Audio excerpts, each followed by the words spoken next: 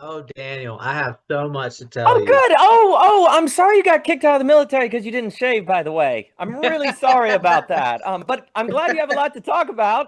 So, Mr. Rivera, what's on your mind? What's on your mind? Okay. So a couple of things. But I just finished an article on the distinction between bios and zoe. Um, been talking to Jockin about this a lot. It's a very important distinction. Um, the reason why I propose this distinction, and now, do you know what this distinction is, Daniel? Tell me, Mr. Rivera. Okay. Well, okay. So this is important. Okay. So in Greek, Zoe is there's two forms of life. There's bios and Zoe. Zoe was undifferentiated life, and it was limitless. But then there's bios, which is our particular life that distinguishes us from other forms of life. Okay, now this is why this is important for me to bring this up in relation to psychoanalysis is because psychoanalysis has basically dropped Freud's distinction of the eros drive and made it uniform as death drive. A lot of people have resulted into this. But my argument is going to be like that is a bios distinction. Only bios is not contrary to death. It includes it. So So when people start thinking through the Eros death drive of Freud, they conclude that it's just death drive, which they're correct in some sense, but that's just bios. Now, this is very significant because when Freud starts talking about the ego and the id paper, he's saying that Eros and death are convertible. And this is how you can get ambivalence, right? You can get hate, ambivalence. Um, But at the level of Zoe, there is no ambivalence because it's contrary to death. It's untouched by it. So in some sense, what is being asserted here is that there is an indestructible eros drive as a kind of topology to the death drive when we make this distinction between Zoe and bios. And that's a lot. So I'll be curious what's coming up in your mind, Hmm. Daniel. Well, that's interesting. And Mr. Jockin, Mr. Luber, Daniel, great to see you. I hope you're all well. That's very interesting on the Zoe Bios distinction. I was unaware of that distinction. That is very, very interesting. And I think it is also interesting to think if there is something about in particular, when you are particularized, if I'm understanding correctly, and please jump in when I'm wrong, that there is something about Eros and death going together in particular, because there is a certain wanting to overcome, dare I say, the AT field that is making distinctions between us versus them. Whereas in terms of Zoe, death is not, well, that makes me think of some of these ideas on there being just a time always already being present, time space, that there can just be kind of becoming, not necessarily needing an opposite. Making me think of then particularization is a negation of Zoe, as in actually it's a negation, which is probably the case that there is something about particularization that is a negation of that of which is whole, if I'm saying that correctly. That also, it does definitely seem to be the case that a lot of death and arrows coming together are tied on wanting to break through the AT field, wanting to break through particularization, right? And I'll give it to Mr. Luber here. And whereas when you enter into the Geopedia, which I almost want to associate with a phenomenological experience of Zoe, if I'm thinking that correctly, and now every time I see the name Zoe, I'll know. What's it? Zoe's Kitchen? Isn't that like a chain? Who knew that was Geopedia? So it's that actually there's something about that where you don't actually in the geopadic or in this more state that seems to be more aligned with Zoe, if I'm understanding properly, it does not necessarily seem to be the same as a self-effacement. Well, this gets into where I like to talk about self-effacement drive versus because I think there's something in when rationalization is servicing particularization, it ends up actually in a sort of self-effacement, which I think is being tied to the death drive, as is being described. I will pause. There's more to say, and I'll give it to Mr. Luber. Mr. Luber, it's good to have you, sir, and I hope you are doing well.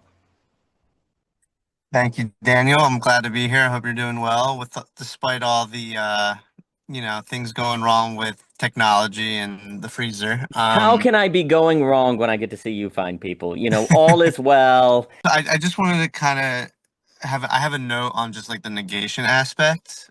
I think it's like from the phenomenological plane, the negation is first in the sense that how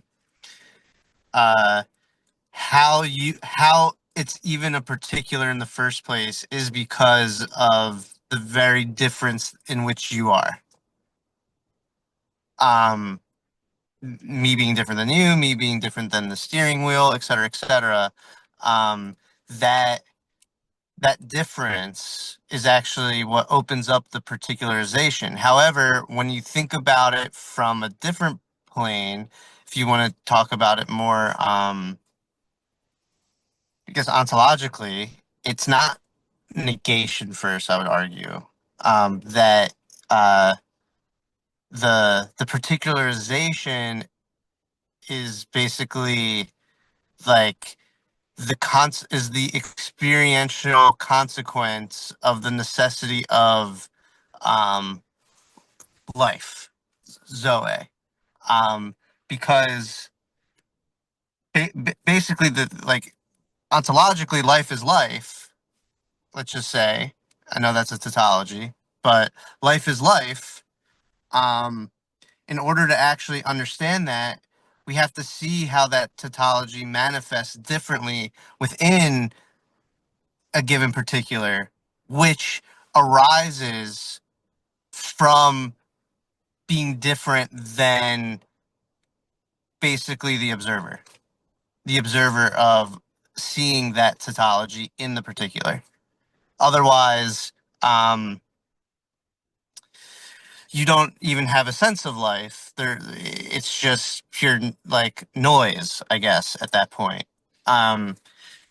So I guess basically part of the meta language issue is not only just like the language problem, but also like the way in which you are approaching it is part of the problem, is what I'm pointing at. Because like I hear people say, it's negation first, and I get that, but that's not necessarily the case in all planes.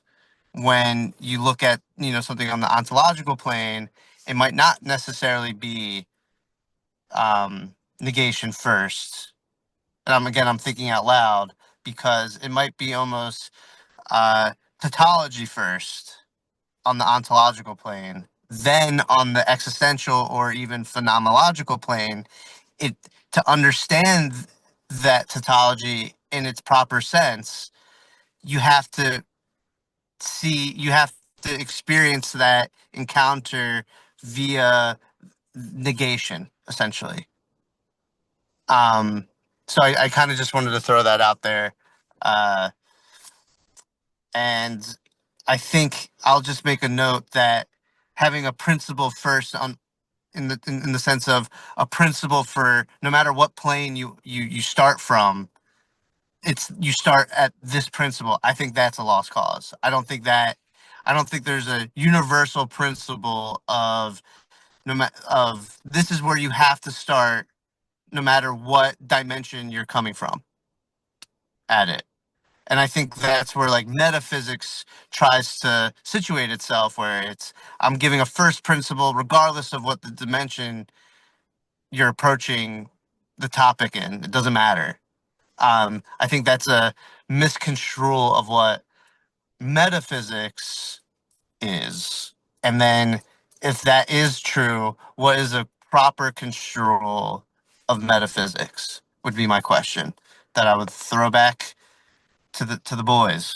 And Michelle. Hi, and Michelle. Michelle, no, that's lovely, and Michelle, wonderful to have you. Yeah, so a few things come to mind. it is interesting how often, if we talk about metaphysics, we talk about first principles. But then, of course, the question is that already kind of biasing us? Is there a first? Or is it, double principles at the beginning, right? Or is it like first perspectives or something, right? There's some interesting questions like, does a thing have to come first, or things come first, or a thing that entails a multiplicity in itself? And well, it's interesting because on this idea of particularization in a whole, like there is a sense where if we were speaking God or just creation in general, creation would always have to be an act of differentiation. So in the beginning would be the difference in a sense, right? Like something that particularizes, and then I'll give it to Mr. Jockin. And the moment you even say something that particularizes, you're talking about, well, difference, right?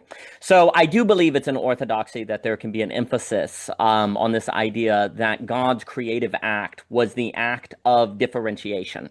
Like it is difference that creates, right? And that this actually is also the very act of the manifestation of God. Because if God manifests, then God is manifesting to something. Therefore, there is difference. Therefore, there is particularization. Therefore, there is creation. So it's very interesting there because the suggestion would be the very identification of God in of itself is a creative act. It's not that God exists and then creates. It is the act of God being identified as God of which creates a certain differentiation. Now, of course, you can say, well, does that mean God can't identify himself? Well, that would seem to put a limit on God, but there's also something about, would God identify himself or be himself? The moment you make something identification, you bring it into intelligibility. And that, if you're bringing it into intelligibility, for what and for whom, there's a differentiation there I would have to think of. But in the same idea with metaphysics, like I'm thinking of the Zoe, because I'll have to read that article, Mr. Rivera. If there is something like Zoe that has, so there's two kinds of, I suppose, depth drives. The particularization losing its particularity, but then it could be argued the very existence of particularity is in self a kind of death. So then but then Zoe is kind of the undifferentiated mess. So then there's a terror of that, like the sublime. So it's interesting to think that then the very experience of life is a certain sort of terror in its overwhelm, and therefore kind of Lovecraftian. And that actually, then it would be interesting because death drive, if it is a kind of fear of the fullness of life, maybe, if the fullness of undifferentiation is actually a kind of fear of the very basis by which particularity comes from. But this also then gets into the kind of tradition of God can't be experienced all as one, so you're reduced to ash. It has to be unveiled with the UN in parentheses. So there are thoughts there. There is more to say on metaphysics, but I will pause and give it to Mr. Jockin. Mr. Jockin. Yeah, I think just on this particular note, I want to hear your notes first on the Geopedia, the Zoe play. That's why I want to hear a little bit more on your thoughts about that. But with that said, one of the conclusions Aristotle comes to in metaphysics is, what is substance? This is basically the whole project I'm trying to talk through. He concludes it's unity. That's what substance is. Now, there are different kinds of unities and how they get generated. And actually, what you see very curious in the metaphysics is a note about the point. The point is a 1, but it is also a 2. Meaning both in terms of it's a presence, but it's also an absence at exactly the same time, because it has to be via a figure. I'm going to use a Gestalt principle, a figure ground. There has to be a ground for this figure to reveal itself. If there was no ground, there would be no point, as an example. So what we're kind of playing with here is, I haven't read Javier's essay, so I can't make a comment too much about that. But this notion, again, I think a big note for me, like I brought up to Javier this note of like, by the way, there is two kinds of life. There's a Zoe and a bios. And bios, by the way, that is actually correlated very close with constraint and violence, by the way, in Greek. The wording is, they're very closely related to each other. And also, by the way, arch. So yeah, like arch. Basically, so the idea is like, and I think one of our private discussions with me, you, and Luber on the Measure of the Beautiful, we were discussing in my health class. I kind of draw this big point out what is form, and we do a big move of the eidos versus the morphe, and the idea of the archer, the image of the archer in Nicomachean Ethics is not an accident. It's like Aristotle's not making that up for no reason. It's because there's actually an etymology linkage of the bios of a particular life lived that has to be in completion to have virtue, to have eudaimonia, that is a response to the constraints of one's life, that in a particular time and place we must live our lives a certain way. This is actually a way when we say what is biography? Biography is the telling of a story, an account of the story of a man's life. And what is the telling of that life via the constraints and the situation and the occurrences of that life. And we study biography to see the patterns of how to live a life. And actually in my health class, we talked about this because the question is, how do you draw the measure? How do we come to know what health is? And one of my answers was, because there's so many questions about prudence and particularity of health we talk about in the health course, I said, to be honest with you, well, you have to you look at biography, you ask the question, who was in a similar constrained condition as me in a different time, in a different place, but under the same constraints as me? What might I learn? What was their habituation? What were their habits? What were their actions? What did they do? What did they care about? What were their concerns? By studying those biographies, you gain an insight via the difference. Obviously, there's huge differences of time and place, but yet in biography, we see the response to a particular circumstance of how to live one's life. And this is the man of virtue that you're studying. You gain insight basically through that. So thus, that kind of archers, the kind of tension of the polling with the elentia of how to live one's life well, of its particularization of a response to a time and a place that is unique. It is one. One is unique, yet there's a pattern that can be understood and applied to someone in the current state. And especially via their basic constraints. Usually the best biographies to study are the people who are going through an environment of circumstance, of constraints that you're going through. Similar hardships, similar difficulties, etc. Those people, because they're dealing with the same constraints you are, have insights they can provide to you. I think that's very telling. Zoe, as this kind of undifferentiated state of it, there's a couple aspects of this. One is this aspect of the nature of lack corresponding and operating with. So Daniel kind of making a hint of that slightly about that. What I mean by that is the lack is not nothing point. Something has to come from something. So where is this coming from? This absences are the revealing from the ground of Zoe that wasn't present to you. So this has actually a huge amount of implications. I talked to Javier about it. Generally, the mistake in theology or just talking to people about the kind of cross sections of the secularists to the theists is a confusion about which life we're talking about. There's a confusion that there's only one life. And there are two. But then the other confusion that there are two distinct lives. They're like completely like this two-world model of the world. That is not the point either. And actually part of the ways we know this is because of health is in place, and the places are activities of virtue, and they reveal new possibilities in this space. Health, as in beauty, is not something in a faraway place. It's actually the most present, most intimate of this space. So that's a riff on this point. I do enjoy the AT field riff. I do enjoy that. I actually, as another note, me and Javier are planning, and actually Huluber apparently got it out too. We're going to be writing our Weeb Introduction to Philosophy, discussion of lack using philosophy, using anime characters and narrative storytelling. But I think the play here, or at least for me, the reason why I think this is so important is that generally this has been, Hannah Arendt has a discussion about the bios, like there is she does talk about it, but I've not seen many other people talk about it. And you actually have to be very clear about watching when does Aristotle and Plato use Zoe and bios. They're very consistent in their approaches. Generally, it was the one critique I would have of Hannah Arendt is that she narrows it down to the political space of man is what bios is. But that is not the Greek account. The Greek account is just like virtue, where it's a broader concept. Dumastis and Anageia and virtue is all of existence. All of reality has it. It's not just humans with moral good acts that have virtue.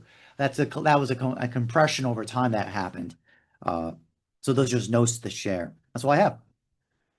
Magnificent. I'll give it to Daniel here, and I'm looking forward to that Weeb paper. It's going to be fantastic, and I can't help but reference Neon Genesis Evangelion all the time because it's incredibly useful. I am thinking on what you were saying. It's very interesting because on these two ideas of life, perhaps part of the problem for why we lose sight of both of those is because we often talk about space-time instead of time-space. And so space is just composed of a bunch of different particular things. There's not really different kinds of space, but when we talk about time, if you have this notion of this kind of particularization of time and then almost a Bergson duration, that lends itself more in the direction of thinking in terms of this this difference and this difference that arises with particularization.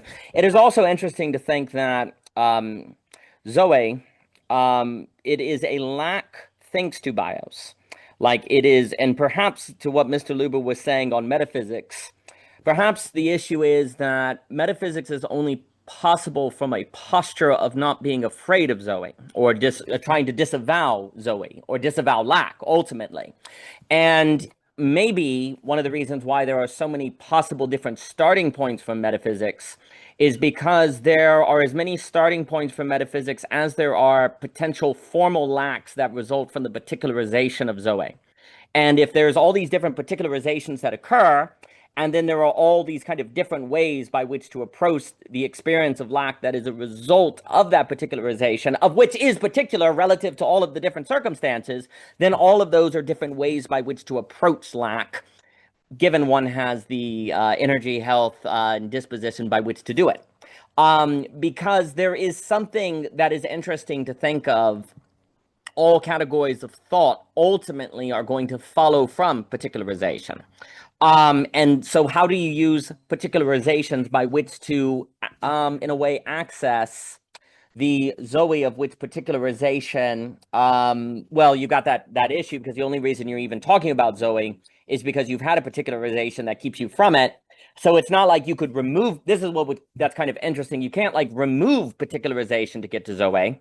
Maybe there's something here about self-effacement being the wrong methodology by which to approach Zoe.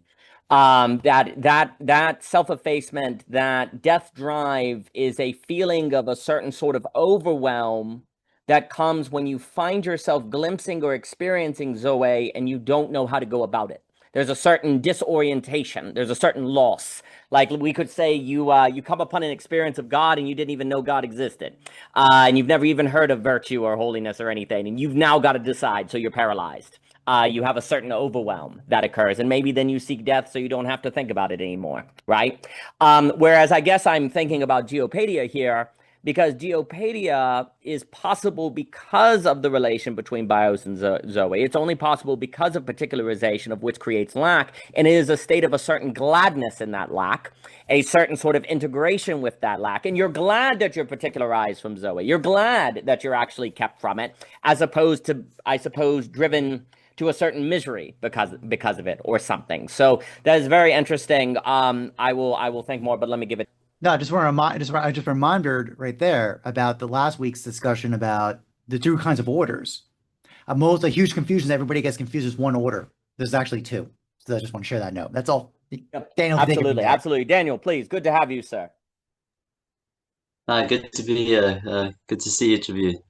I want to try some thoughts out. I think it's in this terrain. I'm thinking a lot about the conversation that Daniel you had with Luke, and you mentioned your fridge issues and the electricity price coming up, and it's the first time I've heard it framed the way that Luke framed it, that he was linking our reliance on electromagnetic forces, and then the use of electricity in our economy, and that there might be a relationship between these two. He was intimating towards this. I haven't heard it expressed quite in this way, like the reliance on life, on a certain electricity for its perpetuation, and we rely on that for our activities, and so our use of electricity in some way connected to this. It's an incredibly interesting thought. It's hard to express it without veering very close to what gets categorized as kind of woo-woo, or speaking about electromagnetism and the like. But we're speaking about life. So the thoughts that I want to try and get closer to, I'm seeing Zoe as this undifferentiated fact of life. Then the bios, I'm taking this like particularization. Then you might make that more complex as the particularization as an opening up onto Zoe.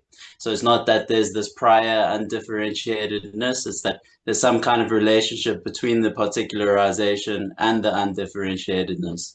The two come into relationship. So I've been playing with this, what Thomas just said now about like framing biography as the particular constraints that an individual life is under, and a human life, that we can then learn about. And when there's a kind of conformity or at least similarity with the constraints that we are under, we can learn from their biography. We can learn from that biography. We can relate to the set of constraints. I was immediately associating those constraints with anatomy, with like the human physiology or the human anatomy. That for me would be the almost final or most universal, in terms of who are speaking now, set of constraints.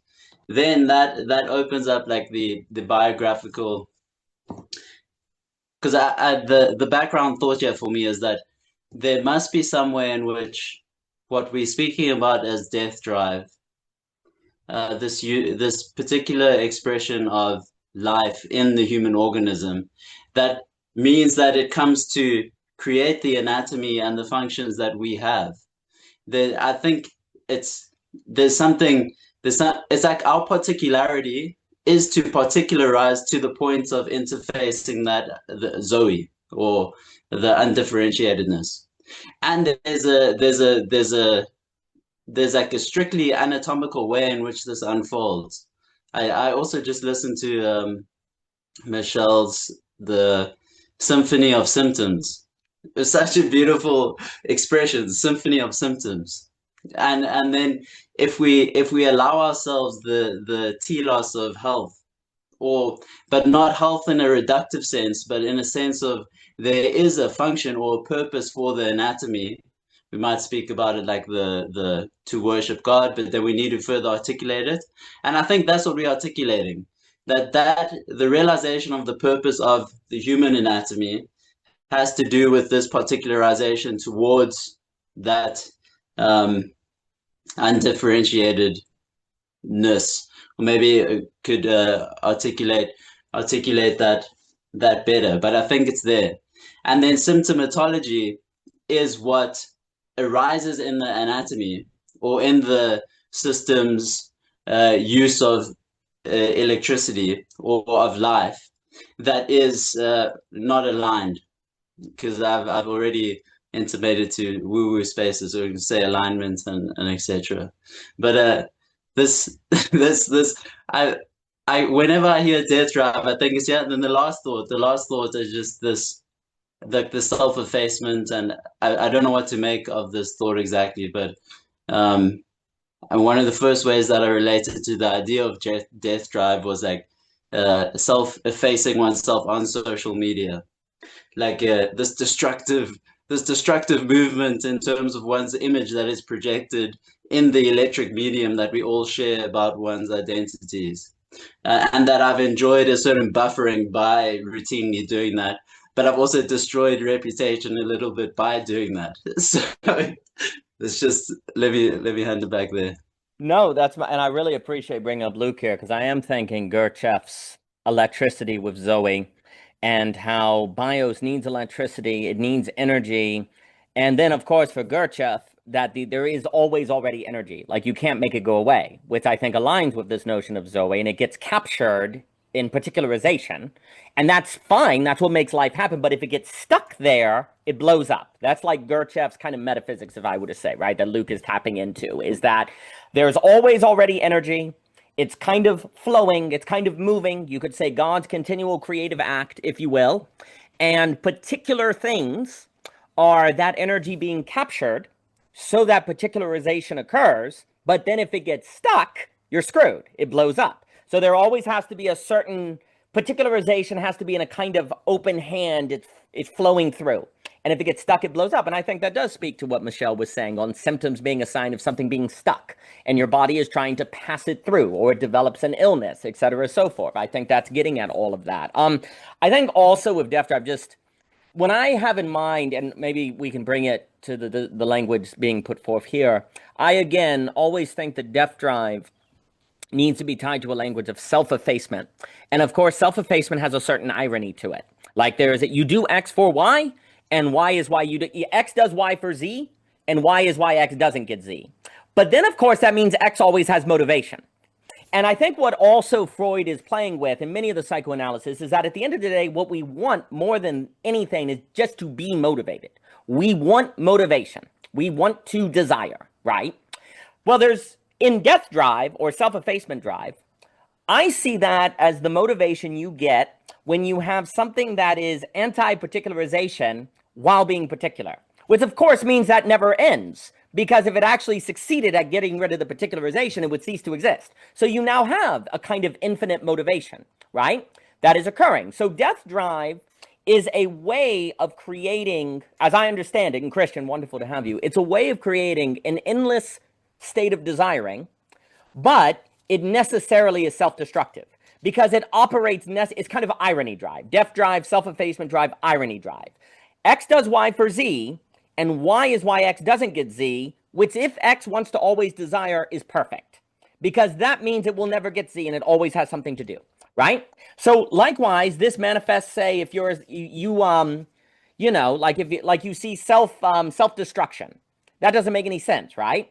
Well, if self-destruction operates in a way to keep you, say, you have a reputation, you want a good reputation, you want everyone to know who you are, right? And so you engage in self-destruction, because that's actually, weirdly, self-destruction can actually get you, well, there's a lot of celebrities or presidents who are doing this, acting in a terrible behavior that actually gets you a lot of a reputation, right? Well, you can always act more crazy, and then as you are known, you also have a certain way where it can go on forever. And what is being destroyed, it's in this interesting place where your reputation is being destroyed as you grow your reputation, right? Well, that's a kind of Death Drive because it's a contradiction that never stops. You could always then, if you are able to successfully just spread your reputation by destroying it, it means it's never exhausted. The process is never exhausted. You can always be on the headlines. You can always be talked about, right? So there's a certain infinite desire that is part in that. Now, what I'm hearing is it seems as if there's a stress on the detangling of the Death Drive from Bios and Eros. And I can't help but when I look at the indestructible Eros drive at the end, I am thinking beauty drive, I am thinking geopatia, I am thinking intrinsic motivation, I am thinking the Sithome and Lacan, and I am ultimately also thinking intrinsic motivation, right? That's exactly right. There is a possibility of an intrinsic motivation that is distinct from the self-effacement drive, where you figure out a way to maintain desire of desire, where desire is never exhausted, but you're able to do it outside of irony or self-effacement, right? So you're able to actually have something forever motivate you that isn't in an ironic logic of X does Y for Z, and Y is why X doesn't get Z, therefore X can go on forever. I would say, you know, for me, intrinsic motivation is where X does Y for Z, and Y is why X gets Z, and Z is endless. Like Z is endless, right? So you could always do Y, right? Well, if Z is beauty, and beauty never ends, well, there you go. Or if it's geopatia, then you don't need to make Y self-destructive, actually.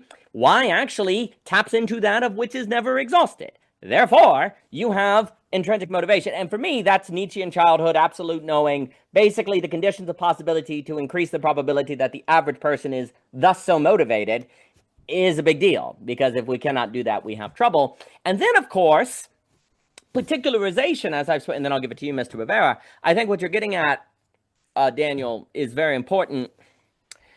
There is a certain fittingness of particularization. Say, where a thing becomes definitive. So, like, I'll take the conversation Mr. Jockin and I had. So, if I move from man to woman, I've particularized, but it's still too general. If I go from woman to someone who lives in Virginia, that's better.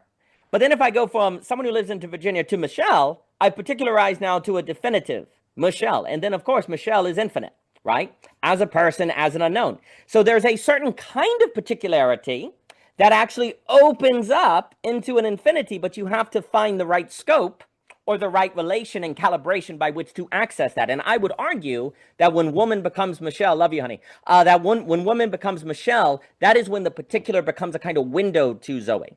The particular then becomes a window in a way, right? And the name of the game is how to particularize in our experience all of reality, so it's more like windows by which Zoe shines through and comes forth, because then that very experience becomes a motivation of which can always continue to be motivated in a manner that is not based on a logic of irony or a logic of self-effacement. It becomes more inspiring, etc., so forth. So there is a certain art of particularizing, but then here's the issue, and this is where Zoe destroys you if you're not ready. When I particularize a woman into Michelle, a definitive person, then you get the fullness of being, and that can destroy you. Like God can destroy you if you're not ready, right? And so there's something about Zoe that has danger if you are not prepared for it, which then perhaps makes it tempting to engage in the death drive of the particular. Because you're like, well, when I messed with Zoe, it almost destroyed everything. So let me go back to some sort of irony-based structure that I can always be motivated in. Because that's better than being reduced to ash by a Lovecraft creature or some being I can't overwhelm. And I don't even know how to begin thinking about virtue, because all I ever learned about was utilitarianism in school. So that's all nonsense anyway. The best we can do is some sort of game of ironic self-destruction we never think about, right? Because again, if you figure out or begin, if you experience things in their particularity, in their unknown fullness by which you can always have more to learn in a definitive person like Michelle, that is a very serious matter. You are dealing with divine things. And if one is not ready for such, then you are overwhelmed. Well, and then I'll give it to Javier. We like to be in a world of generalities and universals. They're safer. They're not so dangerous. We don't form attachments with them. We don't form relations. They can't surprise us, right?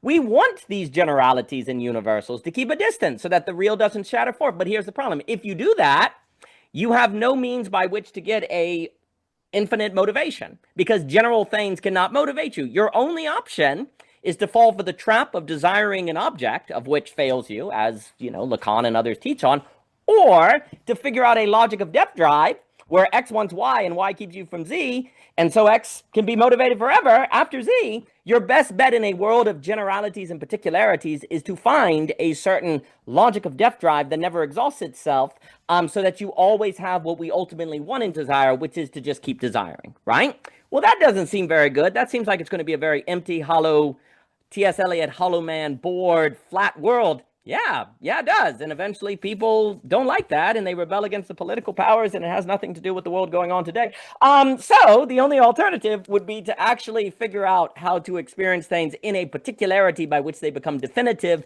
and thus come forth in their fullness. But then we have to have the virtue and energy, as Gurdjieff emphasizes, by which to handle that and maybe learn how to listen to our bodies. But why would we listen to that when we can go to CVS? But Mr. Rivera, please. Oh man, this is good. This is almost too good. Daniel, I'd be curious what you think, because this idea of motivation is something that's been troubling me as well. And I've been trying to rethink the idea of the superego. Precisely because I feel like the superego is, ironically, it is what motivates us. It has this kind of ideal for us that motivates us. The problem is that the superego is inherently oppressive, right? It's very critical. It's very demanding, and it can stifle our desire.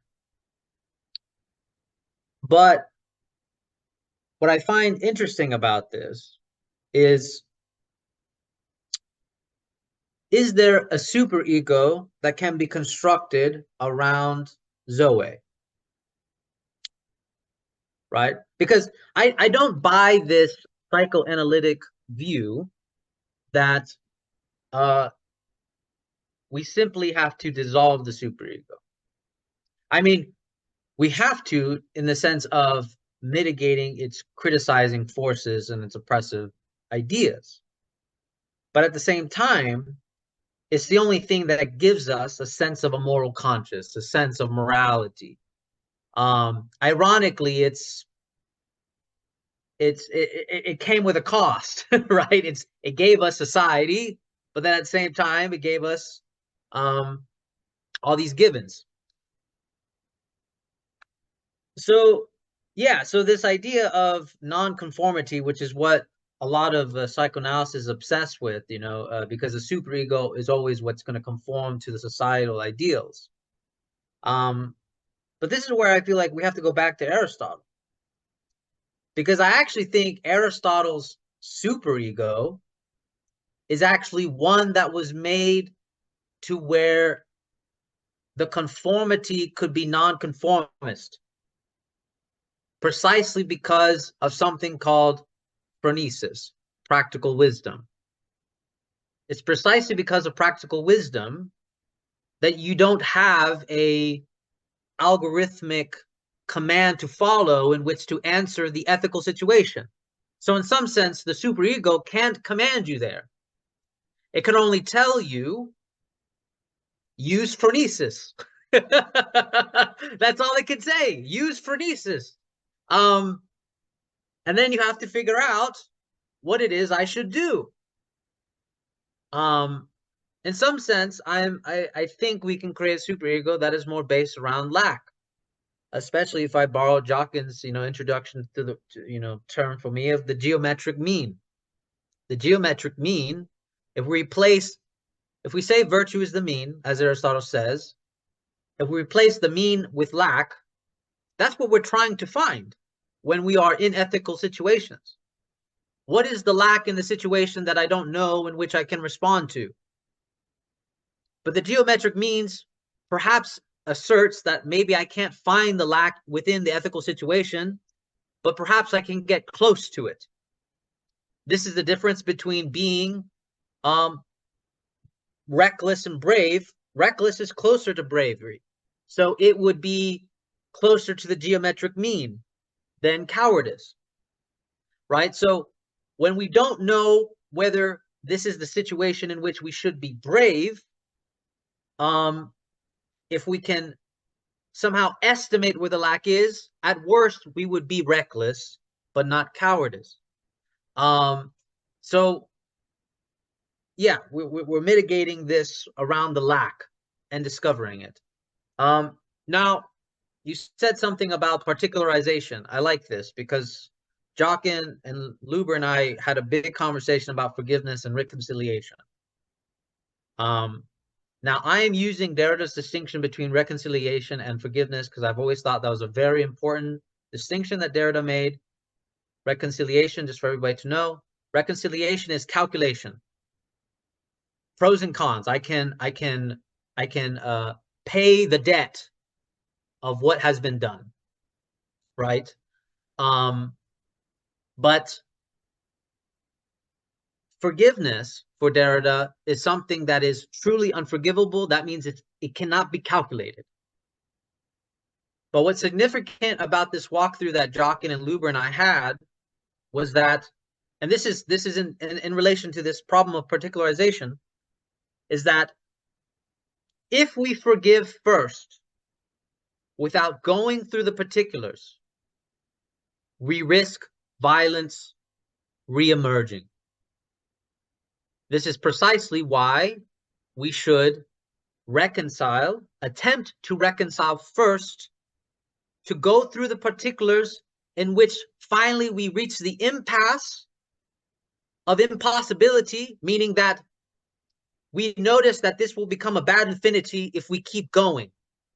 If someone says the bishop abused children, okay, make him lose his position. But then someone says, no, kick him out of the community. Okay, see, now we're starting to build a trend here. People keep wanting more and more and more.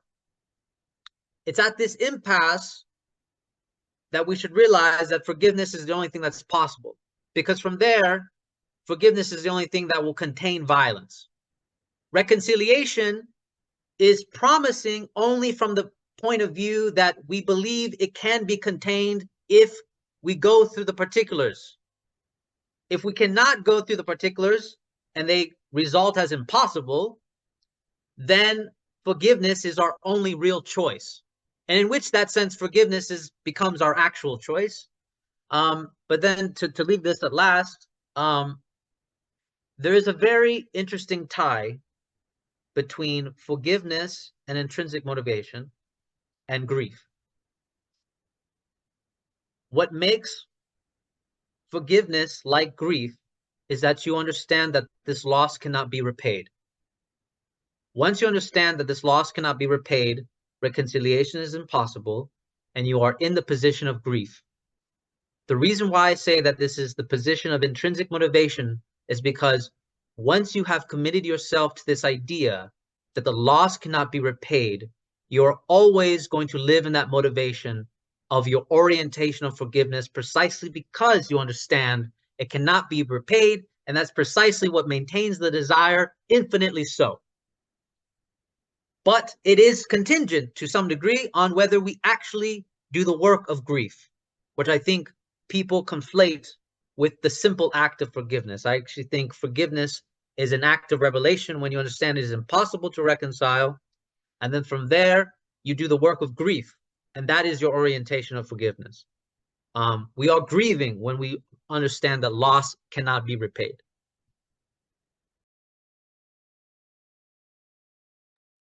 Very well said. I think that is very well put. I like the distinction. I think what Derrida is getting at is very important. I think it is also critical what you were saying, that you have to kind of go through reconciliation, you have to go through calculation to forgiveness, which of course then means you have to go through the temptation not to forgive, because you're going to see a lot of reasons not to along the way, right? In the same way that what's very odd, I would make the argument that you actually cannot experience phenomenon as particular or definitive except by going through the universal and generalities. Like, you have to go through the thought. It requires thinking actually to encounter something, which of course thinking runs the risk of covering over and abstracting from. But actually the only way to actually, in a sense, calibrate yourself in your personhood to actually really see the frickin' thing is actually to go through thought. Like, can anyone be, like, let's take Cézanne the painter, right? Do you think anyone can look at apples just willy-nilly without going through a whole lot of training and a whole lot of thought and a whole lot of work to get to that ability to really observe something? I don't think so. I think you have to really work very, very hard. You don't, you see glimmers of true attention in children, but to maintain that attention or to bring it to everything, that takes a lot of discipline. That requires the philosophical journey that Hume talks about. Basically, everywhere we need to go requires some sort of journey that tempts us along the way to not go to the final destination. And whatever the final destination is, there will be some sort of loss. And that loss will bring with it a certain lack. But that loss is also precisely the possibility of intrinsic motivation. Because loss, ergo lack, is not nothing. It is that of which is not present and yet is, and therefore overcomes the dilemma of whatever we get erases motivation, right? So there has to be a certain loss. I don't think it's by chance. I don't know of a single religion that doesn't basically have a tragic view of reality. Like, there's a certain there is beauty, oh yes, but there's also suffering. Yes, there is possibilities of higher man, but you have to die to yourself first, or you have to go through fasting. You have to go through great discipline, right? These are all tragic views of reality, right? I think these go together. I think it is in a very odd way. I think forgiveness, which to me, is the hard problem of society. Like, that is the hardest problem. And if we can't figure it out, we're doomed. I'll give it to Michelle here.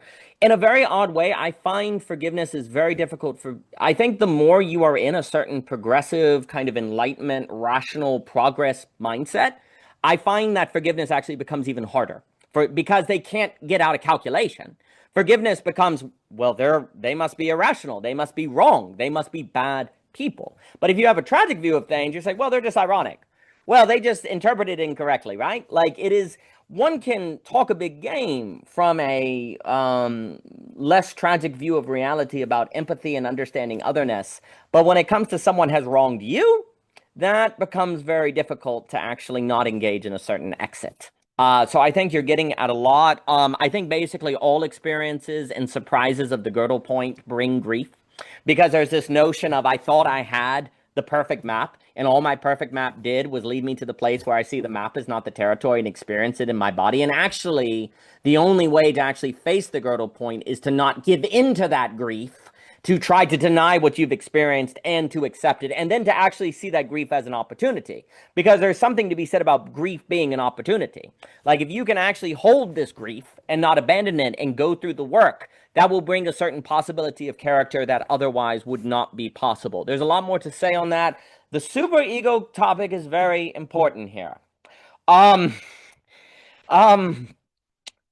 Without a superego, and you can't do it. Society goes mad. I will actually pause and give it to Michelle before Paul wakes up. But the superego is actually a huge topic here, which we will go to. But Michelle, please.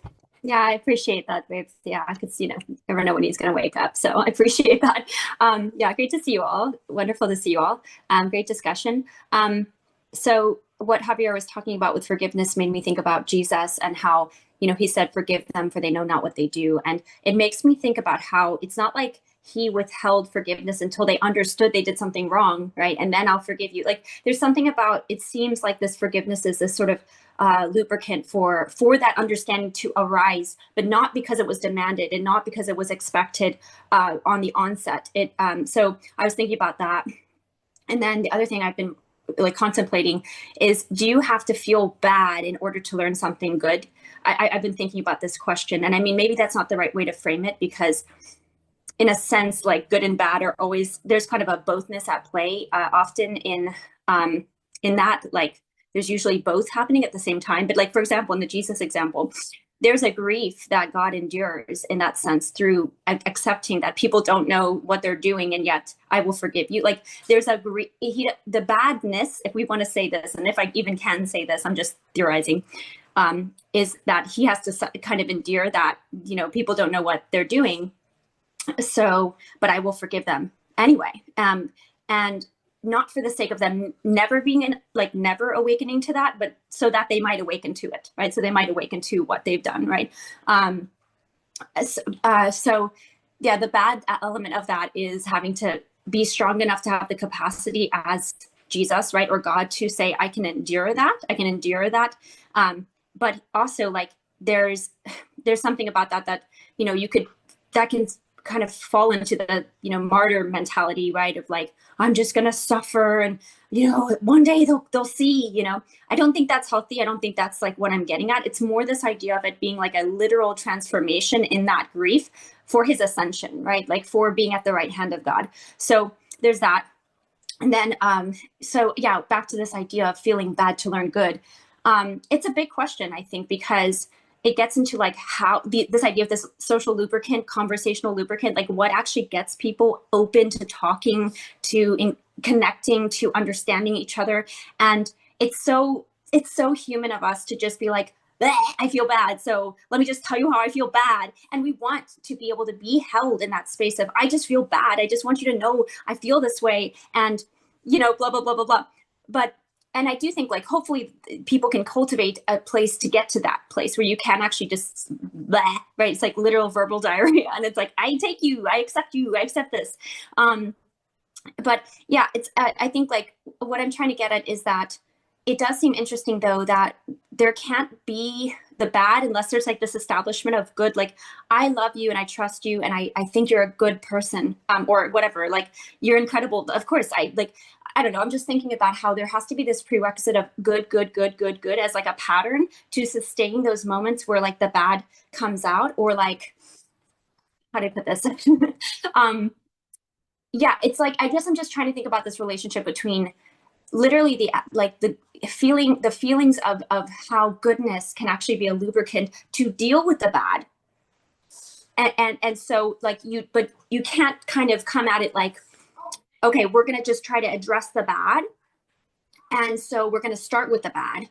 And then what seems to happen is like it's almost like it just gets completely stopped up to even get get things actually like moving through, like to the place of like revelation, to the place of transcendence, ascension, to the place of okay, like, and I think like so I'm really interested in this, because realistically, if we're honest with ourselves, how do we handle being kind of made to feel bad? Does that motivate us to be better or like good? Or does that motivate us to kind of get defensive and possibly even like retreat massively?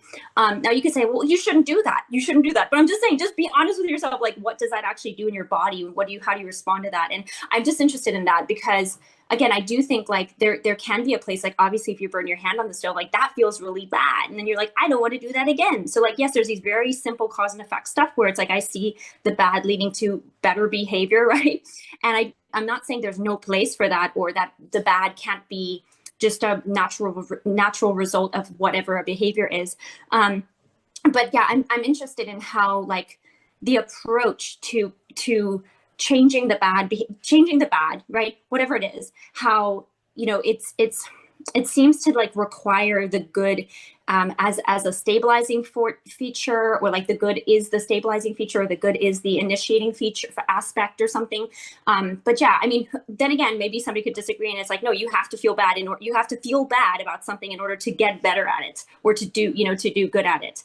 I don't know. I mean, maybe both are true to some degree, but I am really interested in like, what are the practical things that result? Is it actually like what's actually happening? Not fears, not what ifs, what's actually occurring. Like when those things happen, what are the direct results? It's like, okay, well, let's work with that. We can at least observe and see like what's going on here. Is that helping? Is this hurting? Is this, facilitating? Is this not facilitating? What might be the beliefs about that? So that's my little tangential spiral. But yeah, this is what it made me think about. And thank you guys for the conversation. No, that's lovely. I'll give it to Mr. Jockin and then Javier.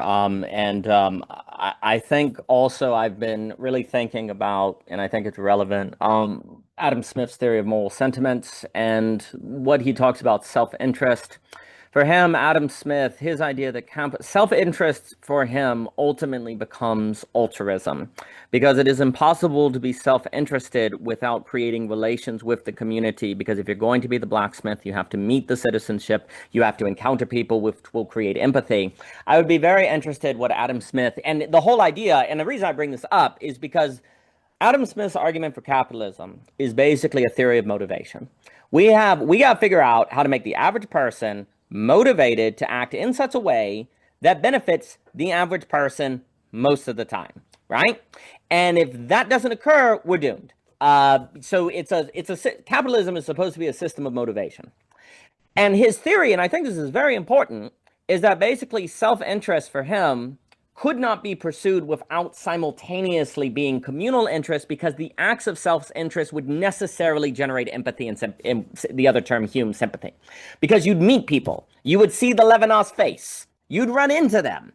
And so here's the issue. If you mistreat them, Adam Smith would say, well, when you're home at night alone, you will know you're a bad person, and that's not in your self-interest because you'll be hurt by anxiety. Therefore, in your self-interest, you will find yourself treating people well. Right?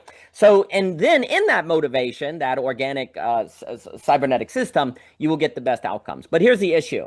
What do you do in a capitalism, though, where you don't have to run into people? You can order online. You can use your computer, right? This is that's why we're getting the hikikomori now, right? Because I would be very interested what Adam Smith would say in a digital world where you don't have to see people's faces, because the Wealth of Nations is meaningless without the theory of moral sentiments. It's very important. Like, Adam Smith did not think his books would all be separated apart. The problem with these guys is they assume that, oh, well, surely they'd read all of my books before telling people what I was saying. No, that's not how that works. We tend to read one and then understand it through that book and leave behind your silly theory of jurisprudence or whatever, right? But, so the problem is, like, Smith today would be like, oh, it's now possible to engage in self-interest and not develop empathy. In fact, it's possible to destroy your nervous system and have no ability to handle negativity. You're just going to exit. Oh, frick, we're screwed. Self-interest becomes destructive. The reason I bring this all up is because I think there's a big difference between, let's say in capitalism, you have someone say, the boss says, you're an idiot and you're stupid, right? Well, you're going to have to basically go back to work You have to maintain the relation. There's no exit, right? Well, now I can kind of stay home, right? I'm also thinking about I think there's a big difference between negativity in relation with a commitment to the relation that maintains the relation, that is not a threat or a kind of exit, right? Because if the coach tells you you're an idiot, this is how you do the Granby roll, well, you're committed to wrestling, you're committed to coming back, and you're committed to the art. So that actually could motivate the negativity could motivate you to excellence, right? Because there's a commitment to the relationship. But if there's not a commitment to the relationship and the negativity, there's the possibility of exit or leaving the job or not, or kind of atomizing and not feeling anything in that atomization, well, then the bad could be a big problem, right? So I think there's these kind of, and that's what actually you could say, Adam Smith basically did not calculate, in my opinion, the possibility of the good and bad of markets leading to the possibility of exiting from society. Self-interest would always, even if you didn't like your boss or you didn't like what the guy said to you at work, you had to come back to the social order. You did not have options of isolation, right? So you'd have to develop the negativity muscles, right? Well, that no longer applies, right? So I think there are also things of negativity, to motivate in relation, in a commitment to relation or a commitment to a craft, versus exit, versus destroying the social order or isolating, right? And then, of course, there are personality types and so on and so forth. Because I think what also happens is now in the digital world, when people encounter negativity, they just leave, they exit, they isolate, right? And so that creates the and I bring this up as well because now I'm thinking of what Zizek said would say the super-egoic injunction to enjoy. You must enjoy, you must be happy, you must be in a good mood all the time. That goes with a world where nobody has any nervous system and they don't have commitment to one another and they don't have to interact. Because any sign of negativity, everyone goes apart. So that very super ego of enjoyment is, although oppressive in one way, is also what is to be expected in a world where when negativity shows up, people exit and people fall apart because they have no commitment to a social order, or they're not forced to have a social order, or they don't have relations that they're tied to, where those things themselves are very, very fragmented. There's way more to say, but it's excellent points. There's way more to say on the super ego, but I'm going to give it to Mr. Jockin Javier. Mr. Jockin. I want to hear about the super ego discussion. It's very interesting. I have a small note just related to Michelle's point about pain. Aristotle notes that pain is a sign of staesis, lack. I think that's really important because the encounter of pain and harm is a very serious point of prudence, because obviously then it's an area of discernment, because the question is, well, which harm is pain is good versus which ones are not. And it relates to time dosage. You have to be in the right condition. Basically, the stressors and demands at a certain, when it's too excessive, destroys. But when it's in a right amount, actually strengthens. So I think about these points about, without a conception of health, picture my class, the conception of health, you can't even understand, we can't even articulate what we mean by this. The idea of hormesis, the kind of response to stressors and to harm, that pain basically, right? That kind of, how can we understand that? The understanding of pain to see the good is because there's something lacking. The pain is it's a revelation to you that you're lacking, because being has goodness, right? And thus your relationship to that lack is, for you subjectively, is an experience of pain, which is really interesting, because then at least the whole point nature of like pain as a phenomenon, as a sign, it's the most intimate of individual experiences, yet it's something the most communicable to everybody at the same time. Also very interesting about that too. That's basically the note. So I think the thrust point is, can we know the good from the bad? In one sense, yes, because it's a presence. It's as you said, Daniel. I think it's sorrow and grief is an opportunity of response. You can take death is a very powerful vehicle of transformation. It's possible. And it can either absolutely destroy you. It almost always destroys you because there's usually a fixation of, well, this is how things was. And it's the good that was in my reality has now been destroyed. It's gone. And I'm never getting it back. And then people can spend decades in sorrow over the loss, and they're objectively correct. See, that's the catch, right? They're objectively correct. Yes, that good in your life is gone, and you're never getting it back. And you are perfectly justified to be saying in your sorrow about it forever. But with death and hardship and pain of those kind of magnitudes are also opportunities of transformation. I think it requires ritual. I think it actually is related to the superego. We need a vehicle, and ritual is actually one of the ways we do this, to transform the subjectivity, to transform the relation to the sorrow and the grief. That basically forgiveness, right? This kind of quality about it. The kind of quote from Javier's note that in the moment of a true, there's no payment back. You're never getting this back. There's no restitution possible. There has to be an activity, a transformation. And I find in these moments of the sign of grief, sorrow, of pain, and pain of the putting the hand on the stove is just a corollary of the same concept. Just one is more of a spiritual, mental state as opposed to a physical response. But that's what the body's doing. The body's doing because it's getting damaged. And it's responding immediately to without you actually directly getting involved intellectually. Your body already does this because reality has this built-in nature to respond to damage in this way. And that's kind of what's very interesting about humans, is that we can put ourselves in stressful situations on purpose because there's a greater good. This is right. The irascible appetite and courage are so important because there has to be prudence of when is this brazen, when is this actually incredibly reckless, which is actually to connect with Javier's point about this very interesting point.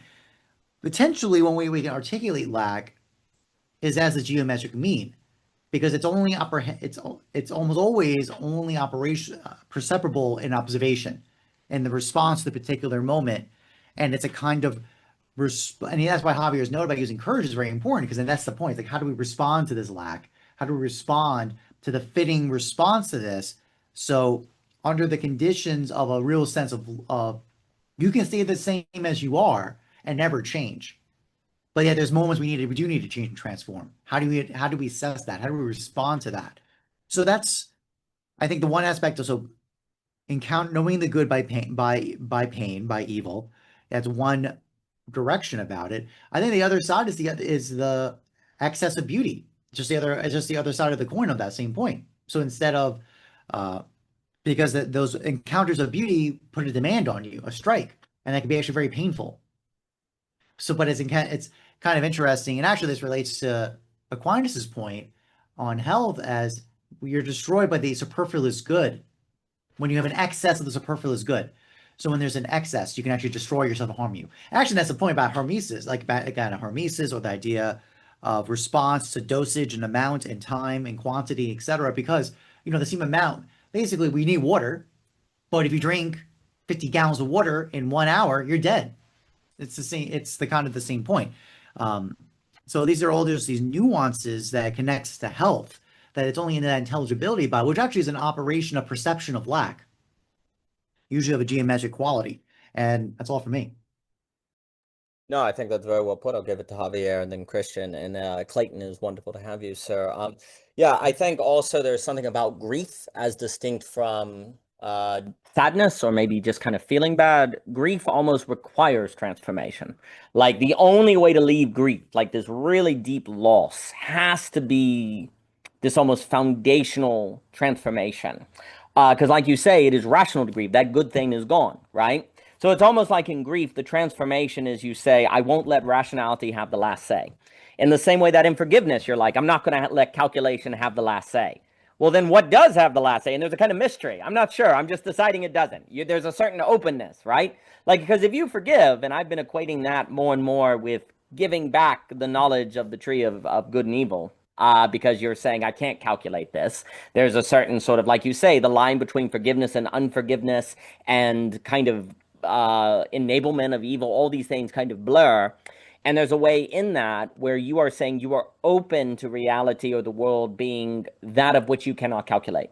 And that's a transformation in the subject. That's a transformation in you, in your very being, to be open to that kind of world, right? And that seems to be, and I would argue that is what occurs at the girdle point. Like the only way you deal with the girdle point is ultimately going to be some sort of transformation where you kind of go, oh, well, the map isn't the territory. There must be a territory. Oh, and I myself must be part of that territory and it's different from how I can map it. That's a onto-epistemological transformation. Very radical. I think that all goes together.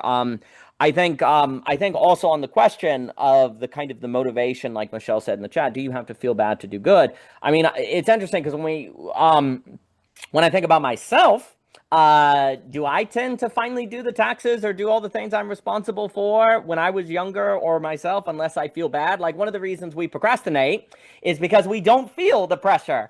And we put it off. But then when you feel the pressure, then you're going to do it. But as you get older and perhaps develop good habits and virtue, you can be motivated by beauty.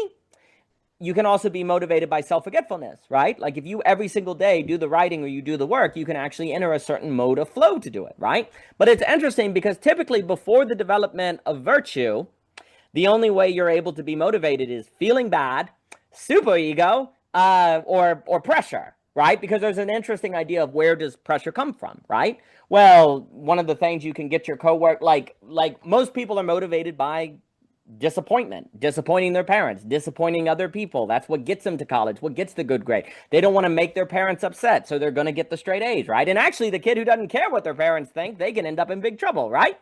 But then there's an error in thinking that has to be the way of things forever, because that's when you're going to get a superego that is problematic versus what we will talk about in a bit.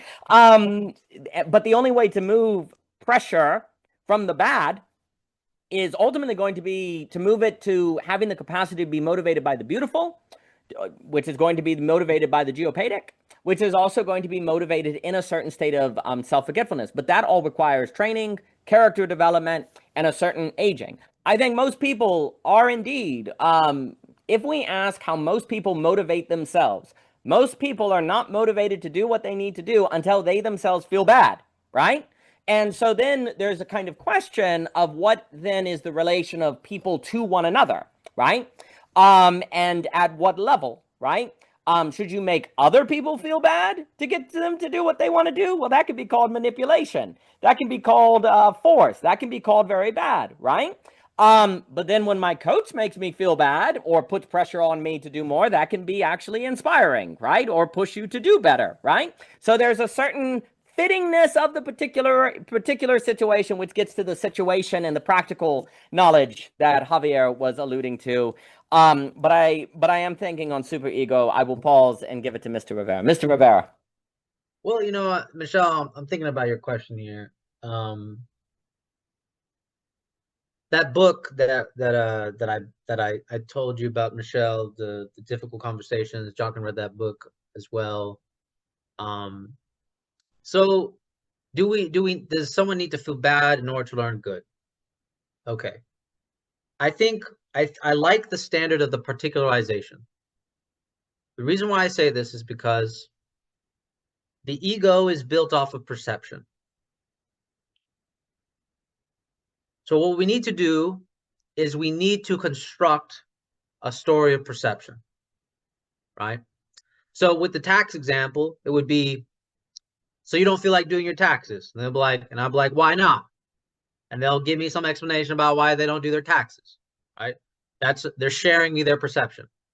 Then I share my perception. I say, well, my experience, if you don't do your taxes, the tax people come after you. IRS, if you don't know about them, they'll come after you. You might pay fines, you might go to jail, all depends, right?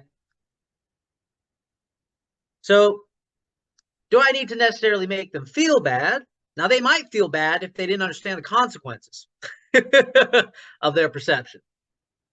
But do I necessarily need to make them feel bad? I'm not sure. I'm not sure because I would bet that usually, this is my experience, usually if we're able to construct a story of perceptions, generally in conflict, we might both feel bad, actually, right? Because it was a misunderstanding, right? Someone interpreted the other thing, someone misheard. I have a wonderful example of when I get passionate, my girlfriend thinks I'm yelling at her. I'm getting loud, but I'm not yelling. Right? And then I'm like, why is there tears? Why is there tears? And she's like, I have to remind myself that you're not yelling at me. And I'm like, I'm not yelling at you. So again, I feel bad. I mean, I do. I feel bad. I didn't know that she was interpreting it as me yelling at her. I'm naturally get loud when I get passionate about ideas. So, like I said, do we necessarily have to make someone feel bad? Well, it seems when we construct a cohesive story of perceptions, naturally, I would say naturally, we start to feel bad. Especially if, I mean, because Freud talks about this, right? I mean, Daniel talked about this too, right? This self-regard, right? Freud talks about this narcissism, right? If I have my narcissism attached to a love object, then I want the love object to love me back. So just by virtue of me having this mistaken perception, it's not even my fault, but I feel bad. In which, you know, but I think a lot of it is, now there's a good response, there is a good rebuttal on your end, Michelle, that I'm kind of constructing in your head, which is,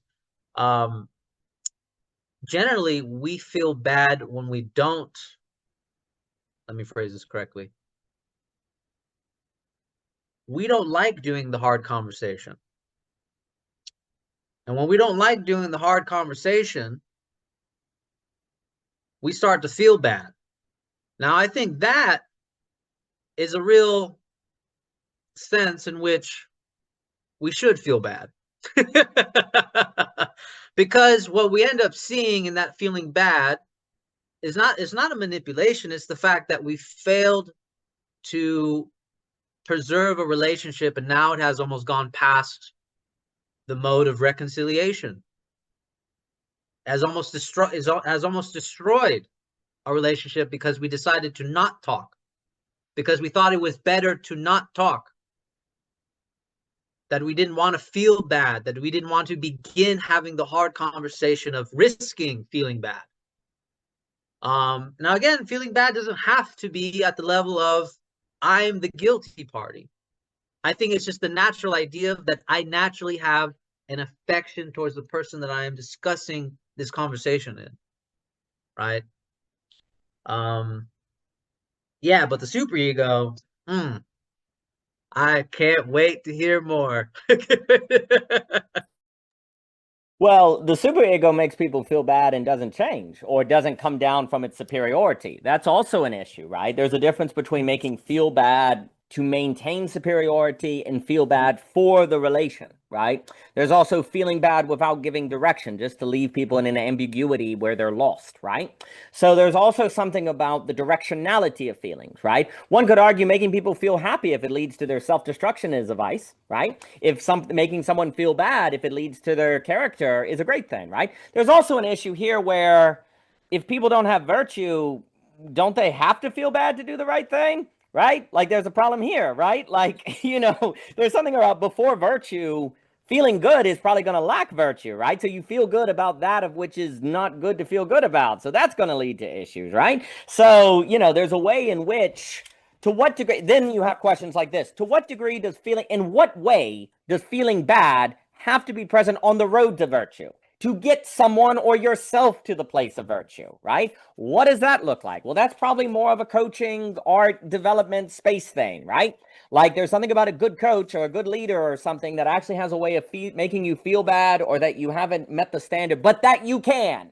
You didn't meet it, but you can, right? Like that double move is, I think, the key. And I think great leaders, and, you know, they do that. I mean, they're like, you didn't hit the mark, but you can. And this is how, and this is what we're going to do. There's that double move that occurs, right? If you do something where you say you didn't hit the mark, but it doesn't matter because the mark is subjective, and at the end of the day, it doesn't matter. Well, now you're denying virtue, right? And that seems a problem. And here's the key.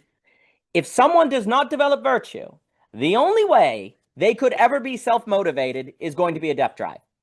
Like if someone doesn't have virtue, the only way they could ever be self-motivated is going to be X does Y for Z, and Y is Y, X is Y, Z, X doesn't get Z, and that's perfect. You're someone without virtue, to overcome the problem of objects of desire, the best they will be able to do is some form of self-effacement.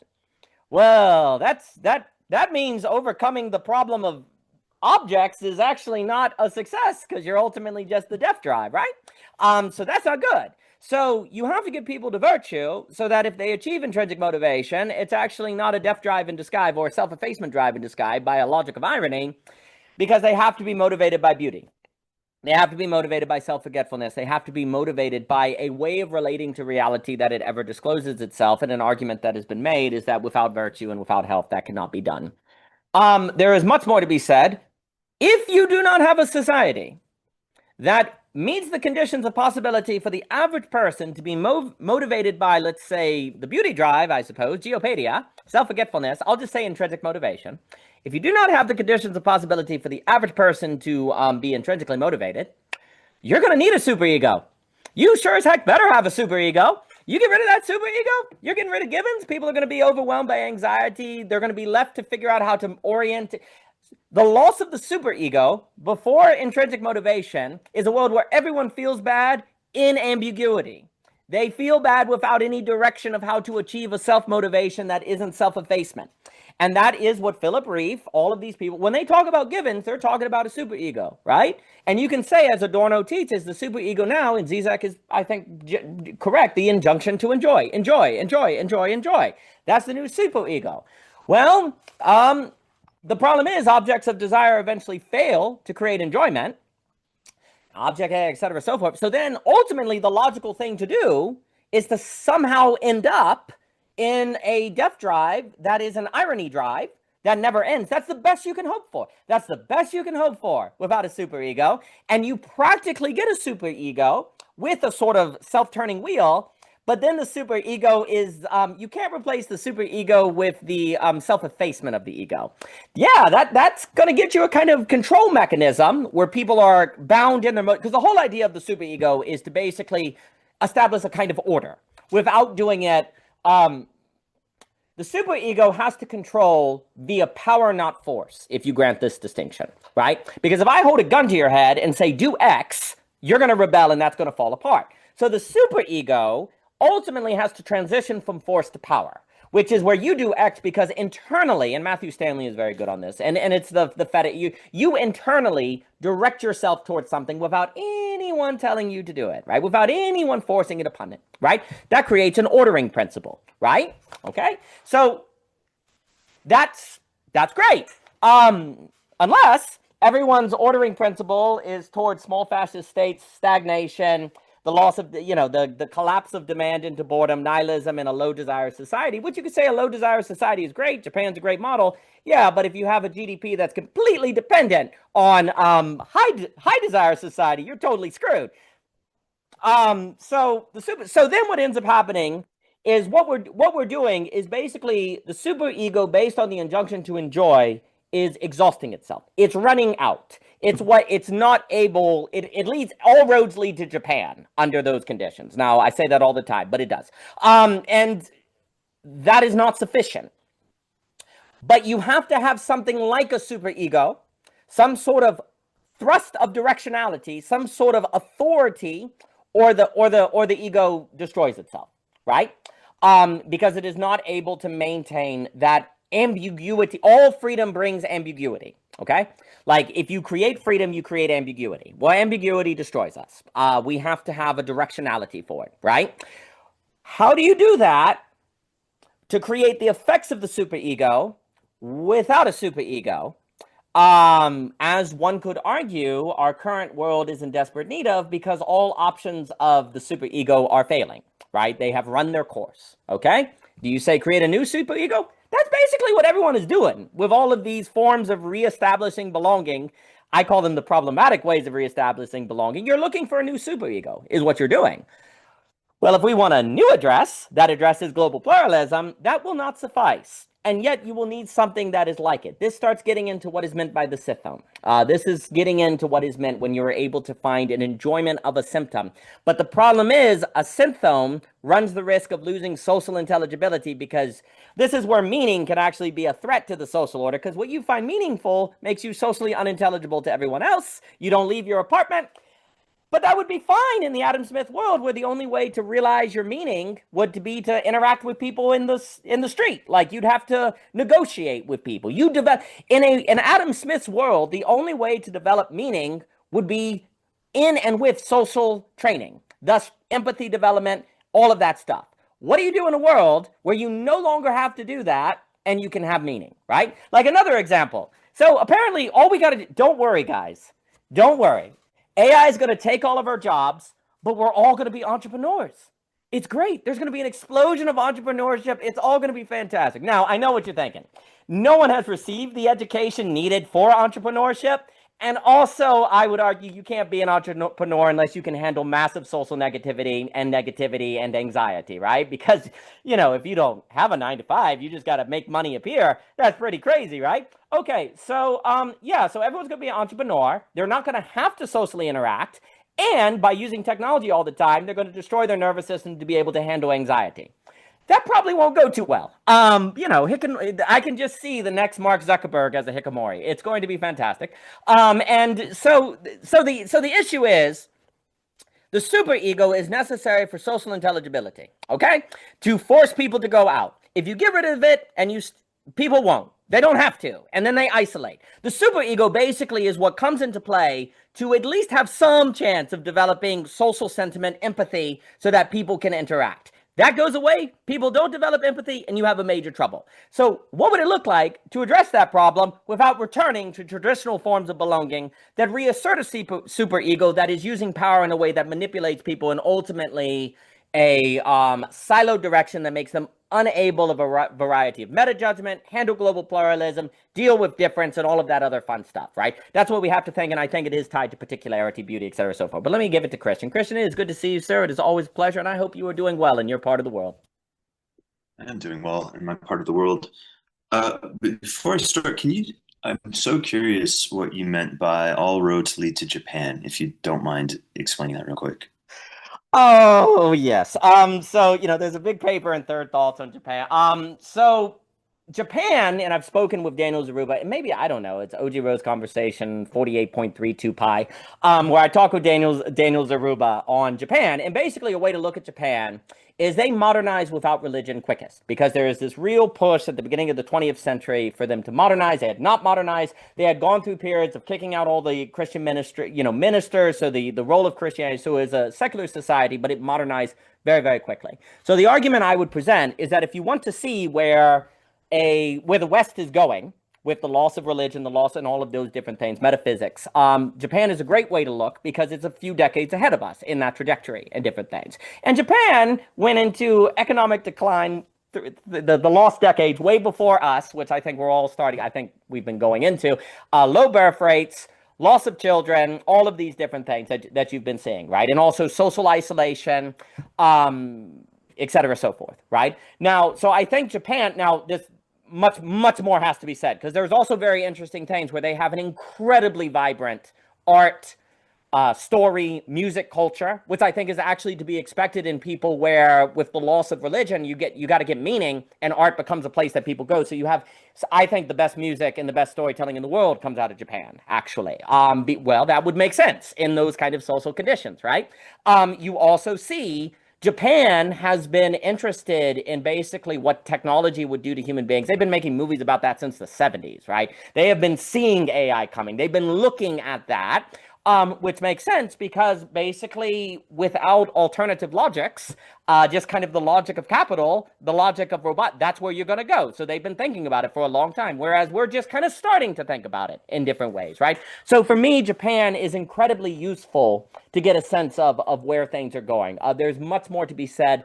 The talk with Daniel Zaruba, and also the mental health, collapse of marriage, like these are all things that we've actually seen in Japan that have been developing almost from their kind of spreading. So let me put it this way.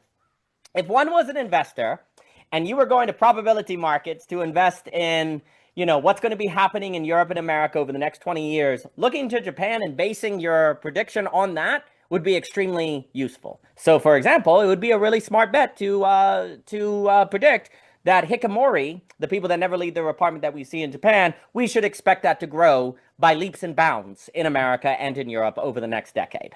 You would expect to see that as one example. You should expect a growing anime movie. You should expect that in the West, in Europe as well. And we've actually already been seeing this. We're only seeing remakes, like because there's a nostalgia. A lot of the movies are kind of going back to high school.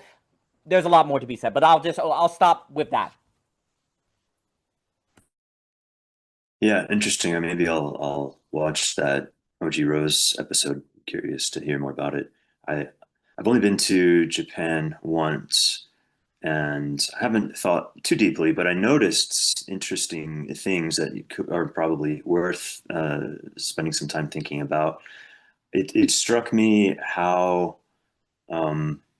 disciplined people are about not crossing the street when the what's it called, the crosswalk signal tells you not to. It doesn't matter if you can't see a car in any direction at all.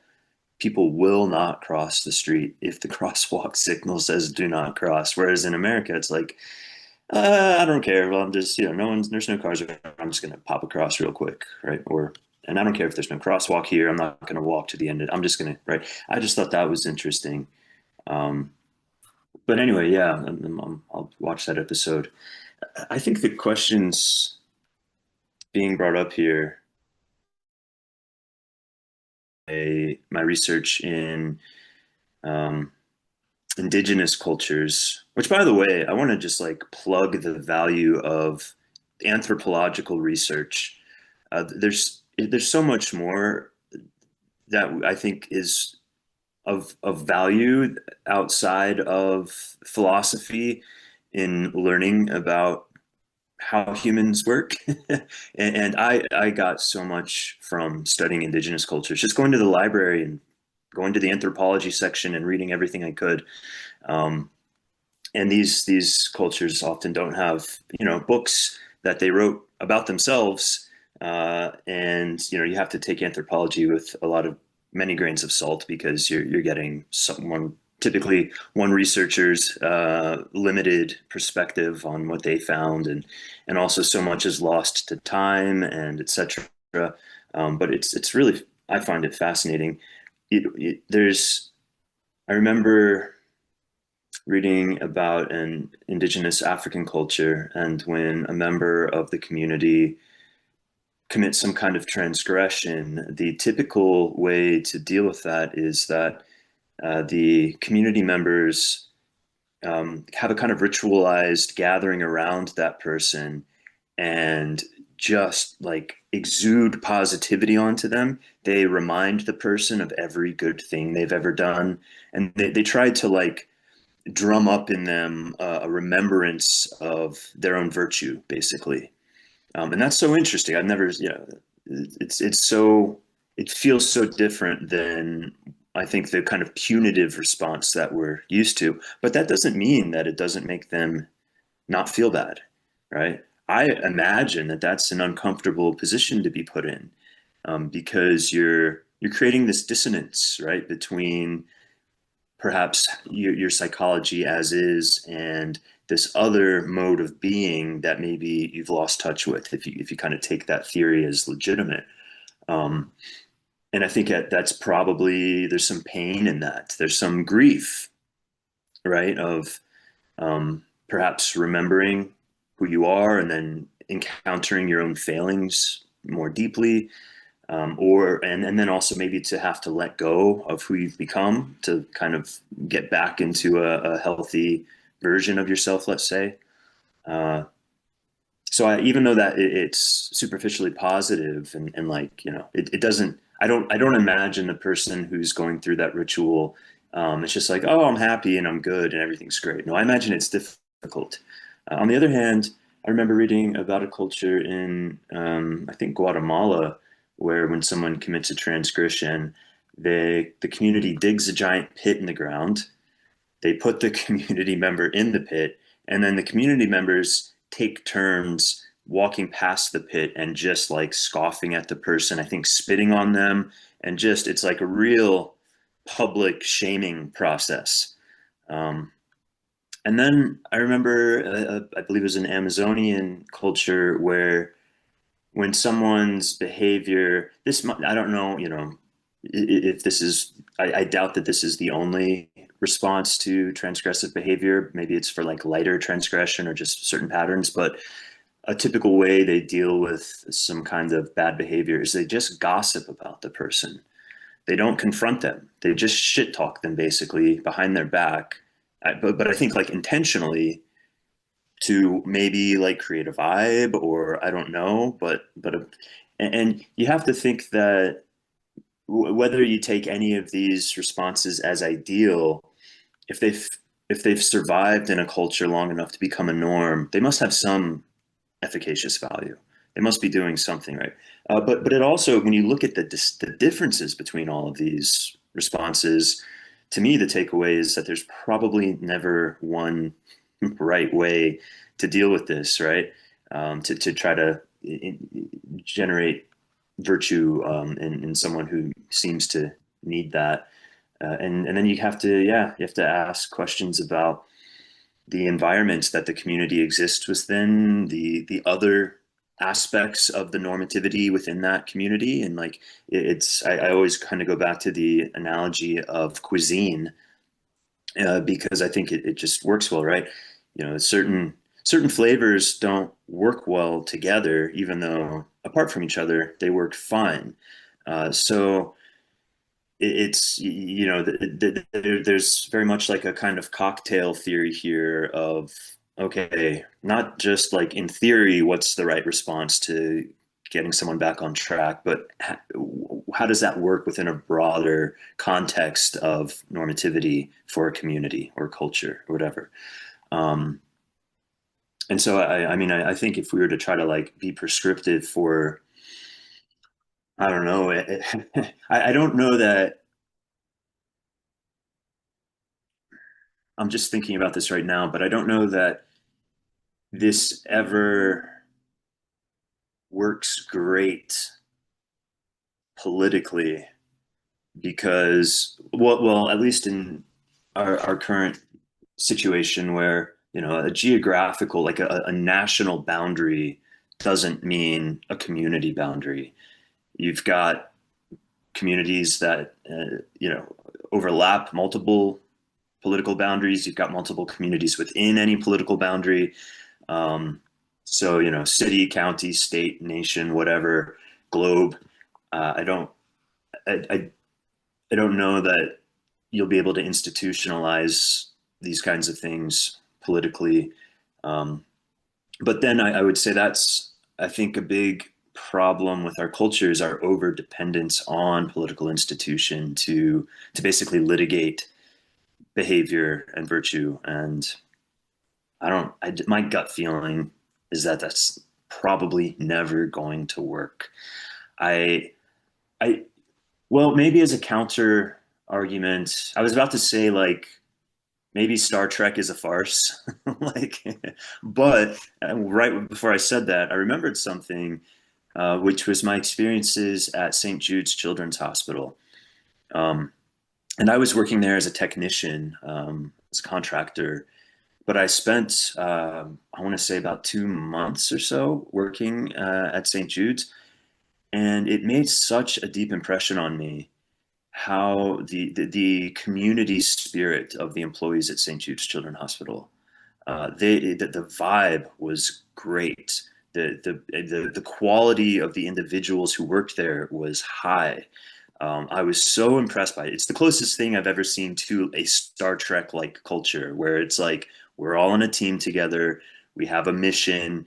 We're working together in this very kind of technically sophisticated way, high levels of efficiency, high level of work ethic, high level of discipline, and there's a deep sense of connection. One person there explained that to me as just a kind of natural filtering mechanism where the and they didn't say this, but it probably, of course, ties into the telos of helping children, right? It's there's something very kind of simple and basic about that telos of let's make sure these kids stay alive, and it's not in a kind of policy setting way, of course, right? It's like they're sick, they're ill, there's a way to make them better, and we have to like just do that. They're not necessarily addressing the causes and conditions that make the kid sick, but they're addressing the sickness itself. So you have that, which is, I think just it's so deep in our it's if we like look at that in terms of the superego, you might want to say that it's kind of deeper than the superego. It's more at the level of id, where there's a natural instinct in us to preserve the life of a child, right? And so our super egos aren't at play as much when we're just helping children. And yet, there's better and worse ways to help those children. But anyways, what the employee told me was that like the people who don't have good attitudes, people who can't get along well with each other, people who wouldn't do well on the Starship Enterprise, they don't survive long in that environment. They don't last. And so you have this natural filtering mechanism where the right kinds of people stick around. But that's almost too simplistic, which is why I'm going to guess that the nature of the work being done there is a large part of what creates that filtering mechanism. You have to be selfless. You have to be smart. You have to be disciplined. You have to care. You have to be someone who is both caring and has enough discipline to keep their head on straight and not let their emotions prevent them from continuing to care, right? You can't like flip back and forth. You can't lose your shit. You can't become overly neutral and dispassionate. So anyway, I think that's interesting. But then, how might you create a similar environment elsewise? I don't know that that's a simple reverse engineering process at all. And it might be why, to use Michelle's language, we might have to collectively feel quite bad before we start feeling good. It's kind of the collapse mentality, I guess, but I don't know. I don't know how else you can create a condition where super egos are going to be able to deeply transform themselves. And also, something to think about in terms of just like, things going really badly situationally is that this does seem to create a context where super egos can get transformed, which we see in the face of natural disasters, for instance, right? We hear about it all the time. We really saw the spirit of City X in that hurricane or that flood or whatever, right? Because again, we're getting back to like id-based psychology. Like we just need to get our needs met. I see it a little bit in my community out here where we're helping people build homes. It's a basic thing. You need a place to live. You want to try to grow some food. We have this in common. We're helping each other. We kind of like, but not to the same degree at all, but kind of like St. Jude's, like people aren't there to negotiate their super egos with each other. We rarely talk politics. We rarely get into conflicts at all. But I don't know, that's probably a good place to stop. Let me see my notes here. I'll just speak a little bit on the nature of like super ego.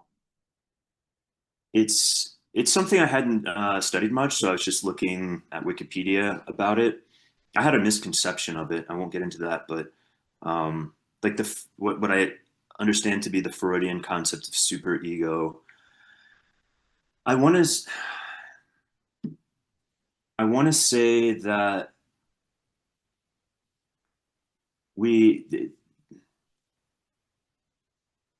maybe there's something about the superego being, well, let's say you can't get rid of superego. Let's say that, you know, there's always, it can be stronger or weaker in someone, but it's always there to the extent that somebody that somebody has expectations, desires, avoidances about anything in the future, right? Because if you're thinking about the future, you're thinking about something that's not real, and so you're then having to appeal to whatever exists in your psychological architecture that would make you want things to be this way or that way, want yourself to be this way or that way. And so I want, and Daniel, you might be kind of familiar with this train of thought from reading my recent essay, but I want to say that there's a confusion that will tend to happen where we confuse ideal, which is abstraction, with substance and with phenomenological experience. So if we confuse the ideal with substance, you get either like some type of well-meaning totalitarianism. You might get a kind of destructive impulse if, you know, that's the limits of your creativity in face of an undesirable situation. You're like, well, burn it down. But in either case, I think that's a fundamental confusion where we're kind of mixing up ideal as abstraction with substance. On the other hand, you can confuse ideal with the phenomenology of how you're feeling right now, and basically like a desire to like feel happy, or whatever, right? Like the ideal is when I feel good, basically. And if I'm not feeling good, this is obviously not ideal. And and I think that's a fundamental confusion as well. So if we, and there's a lot to be said here, but I'll leave it with a kind of blankety statement. If we kind of keep ideal in its lane as abstraction, I think what we're left with is principle, which is not, well, you know, you can't totally divorce the abstract from the substantive and the phenomenological, but if you kind of make it more orderly, at least, I would say the ideal is principles.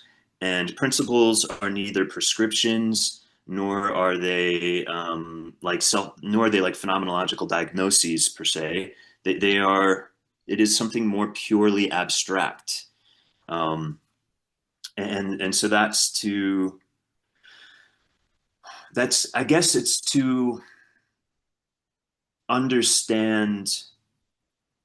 I had to look up your notion of geometric mean, and so I think I might be kind of touching upon it, Thomas, but it's to basically like understand the abstract relationships between the phenomenological and the substantive. And so I might recognize in any given situation, this is what my substantive situation seems to be like. This seems to be my feeling, which is where we find the root of our virtues and ethics, I believe. And in that combination, I recognize a certain dynamic in the relationship. And then I might know, oh, okay, well, that kind of can tell me what to ask about the situation, what to investigate within myself. It can't necessarily prescribe something, but it can, in the way that it might rhyme with other similar situations I've found myself in, such that I create this abstract principle. I can start asking questions like, oh, well, this was kind of like that situation. In that situation, when this happened, that happened, my feelings changed, the situation changed. So I know to start asking certain kinds of questions or testing certain hypotheses in this situation that might lead to an outcome where I feel better, where the situation changes, where other people feel better, etc. So I guess that's kind of what I mean by a principle, or maybe by geometric mean. You can correct me if I'm wrong there, Thomas. It's Well, I'll just say, like, we make a mistake when the prescription or the diagnosis becomes the abstract ideal, because the situation's always changing. My feeling is always changing. The best I can do is try to interpret it, create hypotheses, test different things, etc.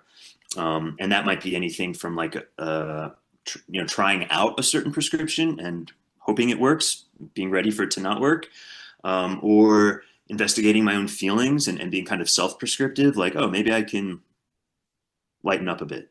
Maybe I can focus on my breathing and, try to neutralize my emotional excitement here, and then come back to the situation and then see where things are, etc. But there you go. No, fantastic, Christian. I'll give it to Mr. Jockin, and then if anyone has final things, I do have to get the venue ready. But a lot was said here that's very, very important. First off, I completely agree on anthropology being invaluable. Yeah, I think history is invaluable. I like to say history is actually possible, meaning that if we read it in history, it occurred, and that means it could be a creative possibility that's not based on abstraction. So it goes with anthropology. You see things that have worked, that have actually occurred, and therefore it becomes a basis for what could occur now or what could be thought now. That is not pure abstraction. It is actually possible. It is a possibility based on actuality, which honestly, philosophy that is not based in actual possibility per se, in anthropology, in history, in economics, etc., so forth, phenomenology, lived experience ends up in trouble. Because it becomes abstraction upon abstraction, versus the abstraction arises in the relation of something that once occurred and now in which it is no longer occurring. That becomes the possibility of a geometric mean right there between what has occurred, what has happened in different places, and now what is the proportion between those things, right? And that's going to be not a repetition. As Deleuze teaches, every repetition actually entails an excess of newness. So basing philosophical thought on something like anthropology, like reading Homo Ergatus by Louis de Man was a big deal for me. A lot of work in Hinduism, India, etc., so forth. And history are also a very big deal. So I completely agree with that. I think also, on the superego is going to involve the social. It is going to be this kind of social consciousness. It's going to be the social imperative. I think you are pointing to something very interesting on the id, and I think you are also pointing to something very interesting with Japan, on the fact that it's a high trust society. And I think also with St. Jude's, you're describing a high trust society. And I think also, I will say something, the superego's necessity increases into the proportion as the loss of to the degree the society or entity is not high trust. The more high trust it is, the more the superego is not needed. Now, you could argue the high trust follows from the superego, but it actually practically it vanishes in that actually flow of the high trust, right? Because what happens in a high trust society, people call it something else. They tend to call it culture. They tend to say this is our culture. Now, of course, many psychoanalytical people would say, well, the culture is a superego, but this is actually where distinctions, I think, are a really big deal. That there are distinctions that have to arise between these different things. Because one could argue the loss of the high trust correlates then with a force of which is actually going to, in a way, make up for it, right? To have people be practically high trust, even if they actually are not in clear. Wonderful to see you this evening. And so what ends up happening is you get a sort of socialization that has to step in. Now, I think what Mr. Jockin, what we've been pointing at is a certain sort of particularization that actually seems to be the way to address the superego issue. So I think also anthropologically, the more that a certain activity or a certain cultural mechanism makes people feel particular, adequately particular, sufficiently particular, the more it can compel action, the more it can actually unify and actually create a certain feeling of high trust and flow, right? And one could argue any infinite amount of ways, which goes back to the original thing we were saying on metaphysics at the very beginning, any way of making a people feel adequately particular can then create, because all of the superego, all of the high trust, all of these questions of culture, and you could argue the question of a society is the question of motivation, how to create a certain way of motivating people, right? When people feel adequately particular and they feel adequately themselves and they are able to have a sense of identity, the more that can actually create a feeling of motivation. That can feel a certain way. Well, I'm going to be part of the culture so that it flows, so that it works. I want to play my role, right? And I don't want to let people down. That creates a certain motivation, right? And when you are lacking that, then a super egoic injunction to say enjoy or to, make the most of your career or find meaning, that will also compel action, and it can make up for the loss of high trust, right? But here's the issue. Like we were talking about Japan, what is Japan very anti? Well, it's very anti-immigration. It's very anti-diversity. It's a very homogeneous society, right?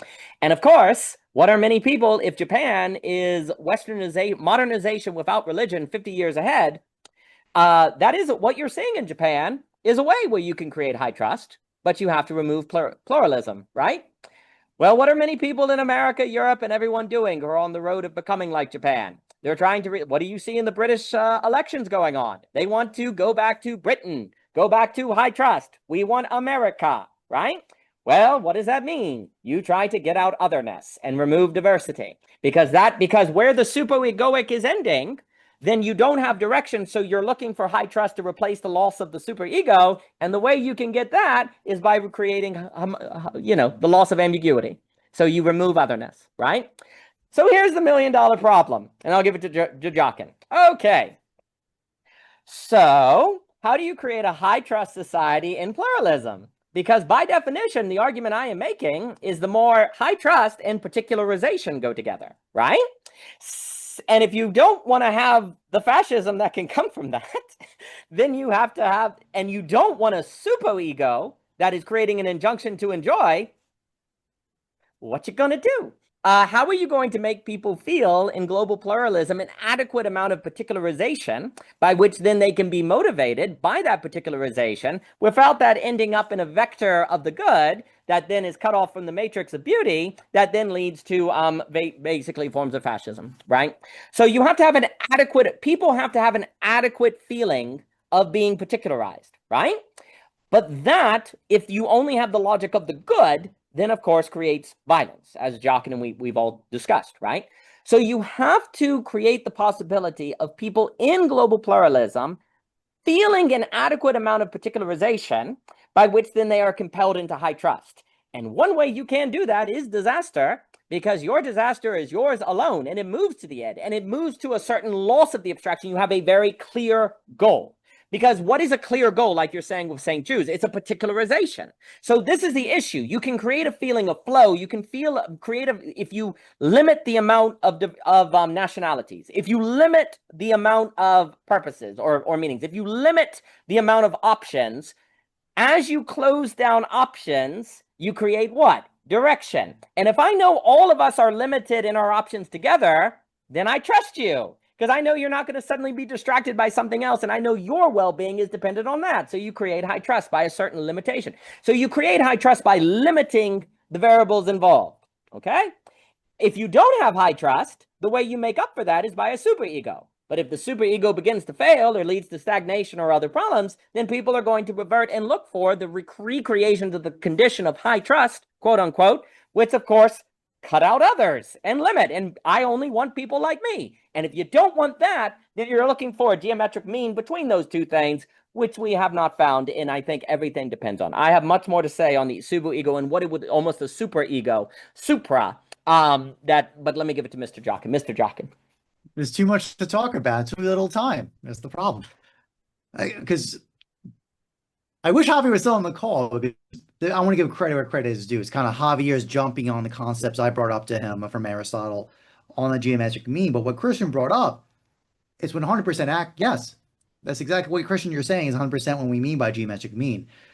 And I want to build on this. So I instantly thought of Aristotle's note of what is the driving of motivation of inquiry. The Greek is the tese. And it's to principle or from principle. So it's so that's your point about principle.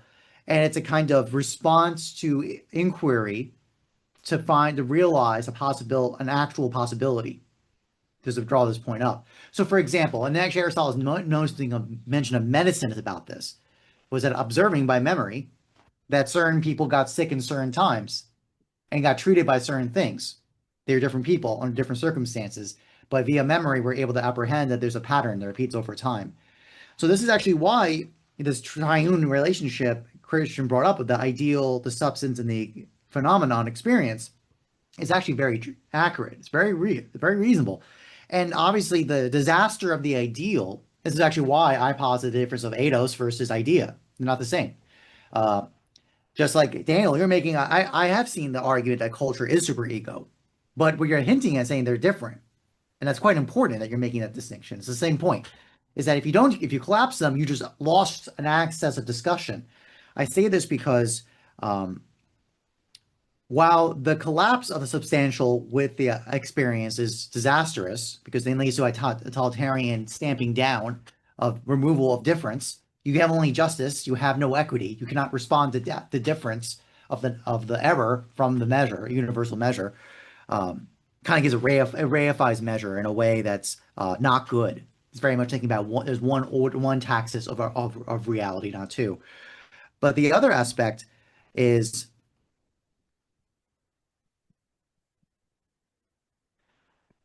this kind of what we're talking about here is this injunction to enjoy as an operation of good, is it not? And it's actually a very dangerous, most dangerous kind, because pleasure is actually the most indefinite kind of goodness. Because actually, back to Michelle's point, you can get pleasure from things that are bad, just as much as things that are good, you can get pleasure. So this is actually it's actually the most dangerous signal. It's the most noise to signal ratio, if we're going to use that kind of language of coordination for society and population. This is partly why people can't, while that seems to be the only injunction we have left as a principle to orient around, it's actually the least effective. It's causing the most anxiety because of that, and leads to these kind of operations of demand of wanting to get back to trust, right? Via nationalistic society orientations. Now, what could be another way to think about this is, I mean, to be honest with you, this is not the kind of original point of theology that actually the whole point is that we're all fallen, or we're all in a relationship to lack, and that is how we can all relate. AKA Daniel, your girdle point. Basically, I think I talked to Javier and Luber about this. Another way we talk about the injunction, I'm going to talk about an injunction. The injunction of the Catholic Church is everyone must be saints. That's our telos, which is a very interesting point. That's very different from happiness. It's like, no, your part, which it's to be saints. But what is a saint? A saint is a person who enters the girdle point. I would argue, in that way. They're a person who actually has in their theology and their experience of life. And actually, this is actually why in the Catholic Church the story of the saints is incredibly important, because these are all biographies of the diversity of life in the encounter of the particular constraints and demands and sufferings of their particular lives. They had heroic virtue and encountered and embodied what does it mean to be virtuous in the diversity of lives in many different ways. And that people basically, by the study of those actual possibilities, can be told how to have virtue in the particularities of in their distinct lives in different ways. So I find that now that's a move in terms of being a theological account, but that's the point. So the argument would be made is exactly this. It's a superego model, right? This theological theotony, basically the performance of theology in life, lived life. It's an open question. But this kind of inquiry of the phenomenon with the substance of life is this apprehension of the geometric mean that our lack response to requires a kind of prudence awareness to respond to it. It's, I think, a very good summary note. I have a lot more to say, but I'll just close with that for now. No, magnificent. If anyone has any final things before I go and put outdoor chairs for a ceremony and all these fun things. It finally rained here in Virginia, so I forgot what green looked like. But, so finally, because it's been incredibly dry. So, yes, I think before I forget, there's something about a saint that, that Colossus of Rhodes that's kind of standing over the river? Like a saint, and I think we're supposed to do this or else we become unintelligible. A saint has 1 foot in the girdle point and 1 foot in the mouth. Okay, so they're able to actually stride between the mystical and the intelligible. And I think that's $1 million challenge, because that's what we have to do today. The saint is not reducible to, dare I say, the church, you could even say, and yet they are also in it. They're also part of it. They're not alien to it, right? So there's a certain containment of surprise within the walls, right? And I think that's ultimately, if you don't want to end up in what I call cheap to lose, you maintain a certain line of flight without losing social intelligibility. And that is actually very much tied to the new address, belonging again, and our problem. Because we're basically trapped now between maintaining social intelligibility and being a saint, you could say, or being definitive, being particular, right? And we haven't figured out how to bridge those things. Because if you start talking about a community of saints, a world of saints, what does that mean? Isn't that like impossible, right? Well, there's something about that, because there's also what you're saying, something very important. There is something radically particular about a saint. Like every saint is one of one, right? And there's a way in which when a human becomes fully human, they become more one of one. It just doesn't feel as if you can say that's another human. There is something about virtue that makes definitive, that particularizes, that makes one of one, right? And I think that is that's very, very important. Because there is something, this is, I think, the key. There is something about particularization toward the definitive that creates motivation. And if so much of what we've been talking about with Adam Smith and the theory of moral sentiments, the superego, culture, everyone is looking basically for some kind of motivation that doesn't lead toward World War III, you could say. I do think it is very important to make distinctions between culture and superego. Now, obviously, the culture is like the superego in the same way that I would argue capital is like givens. But there are also very important differences here. Because, so like what I mean by that is, you know, on this idea of belonging it that there are no more givens, it's no longer given that Christianity is true. For example, it's now an option. You could say, well, it's still given that things are worth $20 or that they have the logic of capital, right? And what ends up happening with the loss of givens, the logic of capital kind of races in to create a certain order with that loss of givenness and directionality, because you think things according to the logic of capital or markets, et cetera, so forth. That does create an order, right? Likewise, when you lose culture and high trust to organize behavior, which please note what's very important about high trust is actually suggesting you can do whatever you want and it'll be okay. Right? There's something about high trust that is actually in its very particularization a certain liberty, where you can leave, like in Japan, they'll leave the book bags at the train station and come back at the end of the day and they're still there, right? Like you can leave your laptop on a table and come back and it's still, there's this kind of, or when you're talking to someone, you have a feeling that you're not going to offend them and they never talk to you again. There's a certain freedom, which is very interesting. So in that radical particularization that makes the high trust possible, there's a certain infinity or an infinite directionality that opens up with it, right? Whereas what ends up happening if you don't have the high trust and you have, there's an infinite array of the kind of person you could meet, but then actually it bottlenecks the other way in anxiety because you don't know what you can do. So it's kind of interesting because what you do is you get the wider the base. So you have this, right?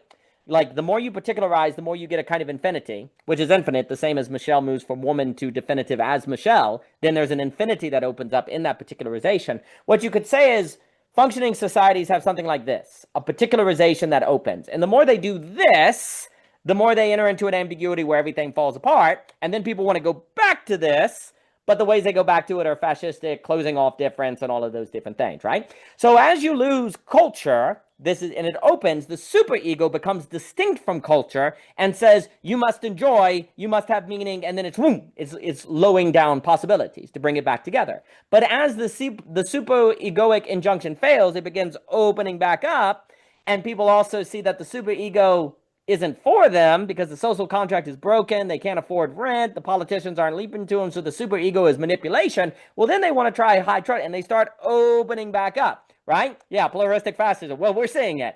So we're in the midst of it, at least. So what ends up happening is it opens, and then people go back to traditional forms of belonging, which do not suffice. So basically, this is the thing. Human beings, in order to not go crazy, you have to do this. You have to create a structure where there's a particularization that opens. Now, if you do this, where there's no open, that's not going to work. And if you do this, that's not going to work, right? So it has to be like this, okay? A few things. So what's very interesting is it also seems, so what we see in Japan is a high trust society that has accomplished this arguably through the reduction of difference, the reduction of pluralism. It's very, they're very anti-immigration, et cetera, so forth. People are arguing that as birth rates collapse, that may change, but we will see, right? And you can look at Japan as modernization without religion, okay? And you get these kind of falling birth rates. So what's very interesting, the argument I would suggest is that high trust without religion actually leads to falling birth rates. And I would actually make an argument that we actually see that, right? Because we are also seeing, though, in high trust societies, which you could say are Amish, but of course, they have religion. They're less pluralistic, but they also have higher birth rates, right? And you also are seeing this in parts of Judaism, et cetera, so forth, right? And also, too, of course, the more you get an emphasis on high trust, without doing the work of tearing with negativity, that high trust is actually going to come from a certain fragility, because as soon as you encounter otherness, it's going to blow up, right? But the point is this, high trust without religion, you seem to get falling birth rates, okay? So that's not good, right? All right? High trust plus religion, you can get upper birth rates, but we haven't figured out how to do that without it being quite isolated, right? So how can you have something like religion that is an open, less isolated system that creates an effect of something like high trust? Well, it has to create something like this, right? This has to be some sort of movement of the superego from the general to a certain particularization. And Javier was alluding to this with situation. Because when I am in a situation, and I think this goes to what Christian was saying with the id, like in a situation, there is an authority. This child is sick. This is concrete. This has authority. This compels action. And also, when I'm among a sick child, then I am pinned down. I can't just ignore the child without it saying something about me. I am in the situation. Like everyone is unified by the awareness of one another in that situation. So it goes from this to this, right? And so the crisis actually creates a certain unity. And it also creates a certain symphony, harmony of activity, because everyone is now unified by trying to help this child, or to deal with the hurricane, or to deal with the bad thing. So there's a coordination of activity that has a certain harmony to it, right? And that creates the effect of a superego without it being top down. It is actually kind of emerging from the bottom up. Well, what can do something like that that isn't a disaster, right? Beauty, the geopathic, the mystical, the sort of experience of flow. Because when you have that experience of radical particularization, then there's a feeling of this is the only person that will ever be this person, or this is the only time that will ever be this time. It creates a certain one of one, which creates a certain preciousness and a certain value, right? And it creates a certain effect of, will I let this pass and not prove adequate to it, and not prove worshipful, you could even say, to it, right? And that creates a certain unity to it, right? What has to happen is the average person has to have a certain experience of their situation in its particularity that puts a certain authority over them to act and behave in a certain manner that creates this without it being from the superego. It comes from the bottom up, right? And I think the great mystery and the great truth is that particularization, when adequately experienced as definitive in its one of oneness, creates motivation without totalitarian oppression. The very experience of a thing in its uniqueness, when accurately beheld, is able to motivate people, right? Which that is going to create the effects of sympathy and empathy that Mr. Smith in the Moral Sentiments was saying that capitalism was able to do, but that's before capitalism is able to have an entrepreneurship without interacting with people in the streets, therefore not creating empathy, therefore the hikikomori in Japan. Then you have to generate those feelings by a certain disclosure of particularization that comes forth to people, and that has the authority. One takes this very seriously, and then if anyone has final things to say, please raise your hand, but other than that, I'll go raise hands. This would require basically an educational reform. This would require schools to teach something different. This would require different practices in churches, et cetera, so forth. But that is to be expected if basically schools exist for jobs. You could say the whole school system, the whole institution, all of it has been in service of the superego. That's a lot of the points of Lacan in different things, right? So if you're saying that you need something like the superego that is not the superego, but it's the definitiveness of particularization, that would require educating people in a very different way to actually be able to have that Simone Weil attention, to have that Ivan Illich awareness, so that things can come forth in that way, and that they would have the virtue to sustain themselves in it.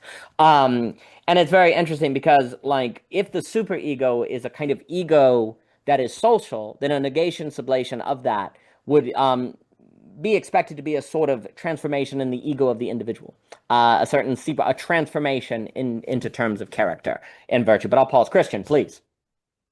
Yeah, a quick thought. I was typing it out, but easier to just say it. Something I'm gonna go and think about now, because it feels juicy to me, is the idea that in order for this to become normative, there kind of has to be a sense of danger, which orients the discipline to stay focused, to, there's different ways to talk about it. But so then the question is, if that's true, and maybe it's not, but if it's true, what is the nature of this kind of, let's say, infinite crisis that we are facing as humans, as humanity? And two, how do we hold that crisis in a way that does not make us disorderly, panicked, whatever, right? It's like, how do you form a healthy relationship that allows for inner peace to happen, for openness to happen, for happiness and joy to happen, without losing sight of a kind of infinite danger that's always there? And that seems like a difficult thing to do. But when I think about it, I think, well, that's like most of human history. It's like, especially before, highly organized civilization, is, you had, where's food going to come from tomorrow? Not sure. What's that noise in the distance? Not sure. And yet, just like animals, we take time to play. We take time to enjoy our food and all of this kind of thing. So, but I think, maybe recapturing that, holding that duality of crisis, danger, that orients us with that kind of id level purposeness, and not letting it prevent us from play and openness and peace and all that thing, is an interesting to think about. Like, how would you characterize that crisis, and then how would you present it in a way which allows people to approach it without freaking out or running in the other direction or denying it? I think that's outstanding. It makes me think Mr. Jockin pointed out that bios is tied to limit in violence. And there's something about particularization that has a certain violence. It's a violent ripping from the universal, or a bios is a certain violence against Zoe because it's particularizing it, right? And then, of course, Gurdjieff is suggesting that, things in this energy, particularization is a result of a certain capturing of it. But if it gets stuck there, it blows up, right? So what I'm getting at is, whenever we talk about particularization, there's always a certain danger lurking. There's a certain violence, and one of the reasons, like, why we like to keep things general is because actually it's a kind of protection. Because when I'm thinking about general people, or they're kind of interchangeable, there's a way in which if something goes wrong, or I say something wrong, or they get mad at me, well, I'll just get another friend. I'll just find someone else, right? I'll move to the next, right? But if you're committed and you really take seriously that this is the only person that will ever be Michelle, or these are the only people that will be Christian, Thomas, Cleo, Clayton, and they're only at this moment in this time, there is a certain sort of gravity that comes with that, right? There is a certain sort of danger in actually failing to hold the space in a manner that doesn't have it fly apart. Lacan's the real has to come in the particular. The real is not universal. It has to, it's not general. It comes through the particular. And it's where, like, people are not devastated by strangers so much as they are by loved ones, right? The more particularized the person is, right? The more particular they are, the more you're committed to them, the more you relate to them in a kind of one-of-oneness. That's when they can hurt you in the deepest sense, right? Because they have that one-of-one connection, right? So, for me, the danger that we are dealing with as we move from what I've said before is kind of a task-based society to a voice-based society is the real of Lacan that must always manifest through particularity, the shock of difference with Leibniz, or the inability to hold a space together because there's a misunderstanding and emotions get flared up, which precisely because of the one of oneness, that it can be the most devastating, or it can be the deepest hurt, right? So, but that's also why people can be looking for ways to belong again that are not overly particular. They're talking about, the Europe, Britain, the white nationalism, like the Christian, like there's a certain sort of, you hear this like, oh, that's particular. No, it's not actually. It's still quite general. But it's particular enough to start creating motivation and a feeling of high trust without taking it to the extremes of particularity, where woman turns into Michelle, where you are deeply tied together and thus can be hurt the most. But that hurt the most is precisely the space of encountering the girdle point and lack that can be the opportunity for the greatest development, if one can tarry with that as opposed to exit. I definitely think danger is part of beauty, actually. If you're talking about beauty, it can destroy you if it overwhelms you, if you're not ready for it, right? And also, there's always the danger of giving up on it, because if you're building a particular community with particular people, you can always say it's just a small bit. How is this going to change the world? How is this ever going to do anything? It's so small, no one even cares, right? In that particularity, there's a feeling of irrelevance. And part of the danger is giving into the temptation of that feeling of irrelevance to quit, or to give up, or to say turn to a superegoic project or a small fascist state that seems to be promising you. They seem way more effective. They seem like they're doing most. And so there's a danger in the sort of surrender that can come from that as well. There comes a danger. You will feel bad as you do that work we were talking earlier. There will be a bad feeling, and there can be a danger in giving into that, or giving up. So I think there's definitely a danger that is part of it. And I think, yes, stewardship versus leadership. Like if you're just stewarding something, you're stewarding a garden, there's always a temptation to give in to the feeling that this won't grow anything, or not that many people will benefit. But if I'm a leader of a mass movement, now we're going to change the world. Now we're actually going to do something. I think a lot of the danger actually comes from the inner voice and giving in to one of those inner voices in a problematic direction. And so you have to fight that. But in a way, perhaps that's a harder danger, because if your danger is lions, no one in the community is going to disagree with you that that's a danger and that you're right to be worried about it. But if you're fighting something within, you might be alone with it and nobody thinks it's a really big deal. Why are you doing this garden? You should join this mass movement, right? So part of the danger of this new danger is the fact that it is more difficult to get social agreement on it. That just makes you feel like you're crazy then. And so to even face this danger, and so you get up on it. So it becomes a danger that almost has a meta danger that is part of it, which I think is quite difficult, and starts getting into where we need virtue. There is more to say. Alas, I will have to run here for work, but I've enjoyed it very much.